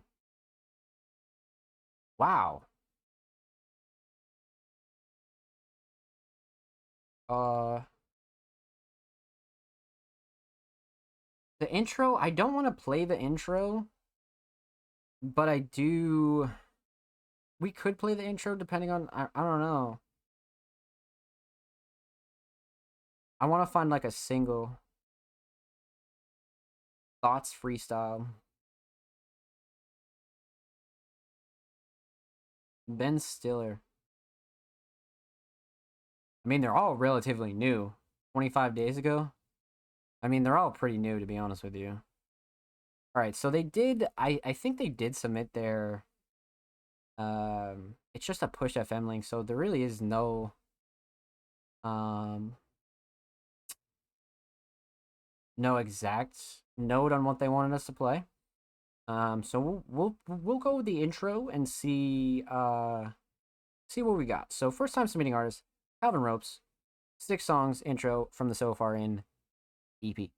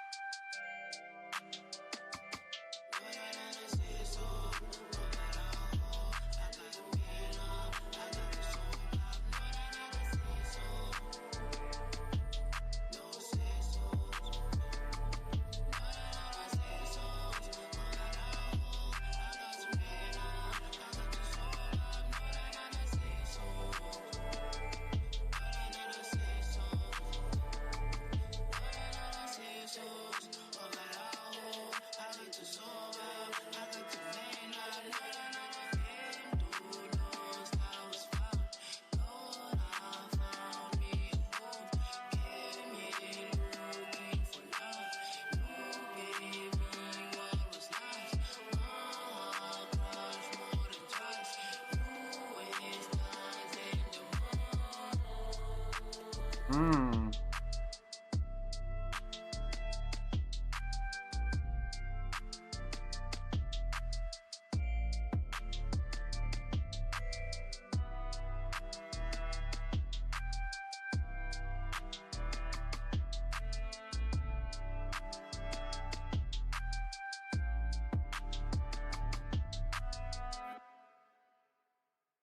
Okay. Okay. So usually if people submit full EPs, I'll always judge off of like their first track, right? Because we're not going to sit and listen to a full EP during the show. So I always go through the intro or just the first track to see if like it would hook you in to listen to the full EP, right? Because it's either going to be like a banger or it's going to be something slow and mysterious to make you get dragged in. And this was enough of a banger for me to want to listen to the rest of the project for sure. So it's great in that aspect, 100%. But with that said, let's break this down. We're talking about 3 things. Talk about the instrumental, talk about vocals, talk about the overall theme of So Far In. Or technically 6 songs, the intro. So, I'm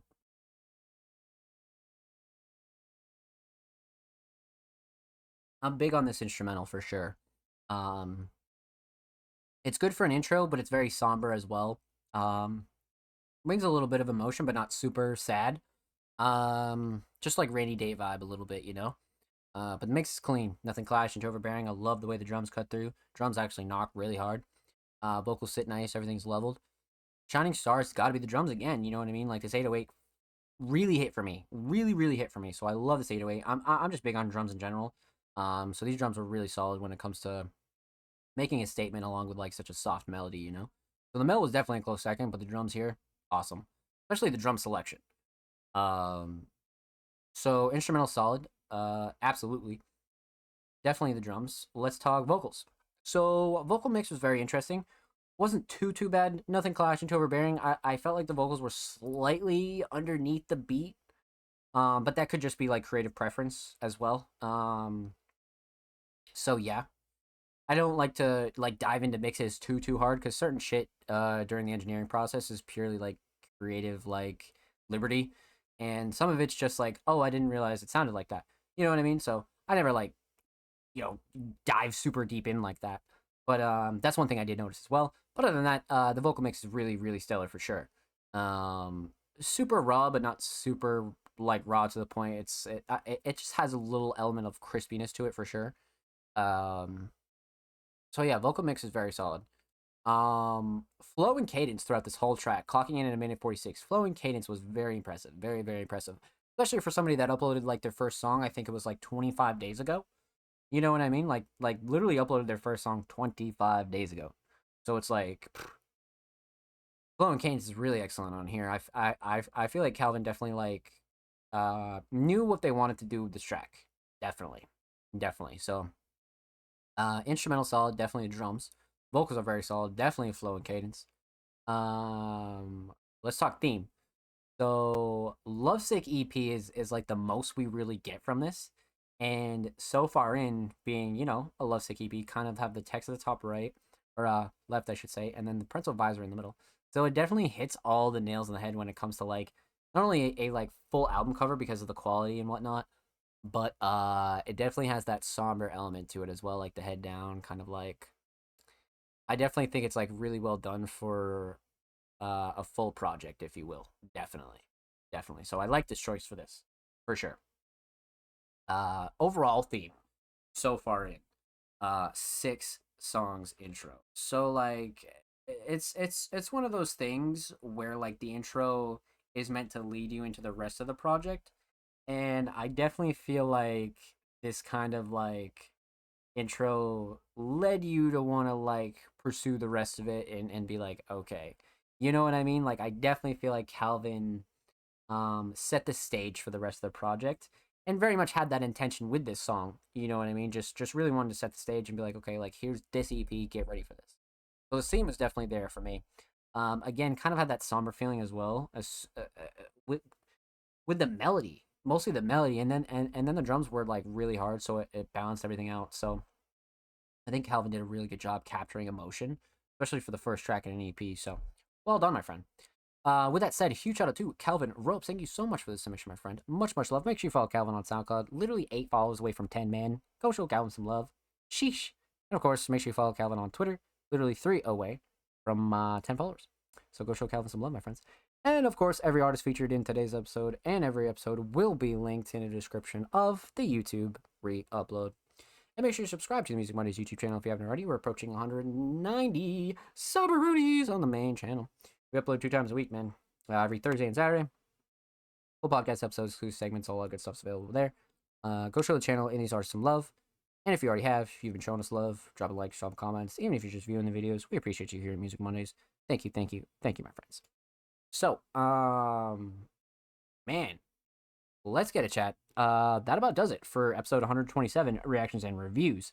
Huge shout out to everybody that submitted tonight. Huge shout out to all of our Music Mondays Patreons.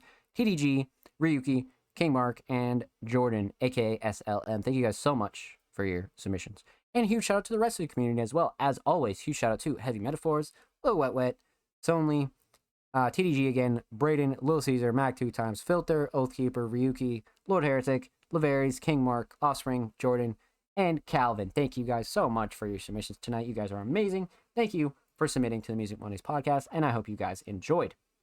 So with that said, let's say our goodbyes. Let's talk about what's coming for Music Mondays next week and the rest of this week. And let's talk about it, my friends. Let's talk about it. So, what's coming out for Music Mondays? Well, as I mentioned, the May edition of In Case You Missed It Monthly is on the way. That'll be popping up relatively soon, so expect that. Expect the return of Feature Friday. Absolutely. So expect that premiering this Friday on our YouTube channel.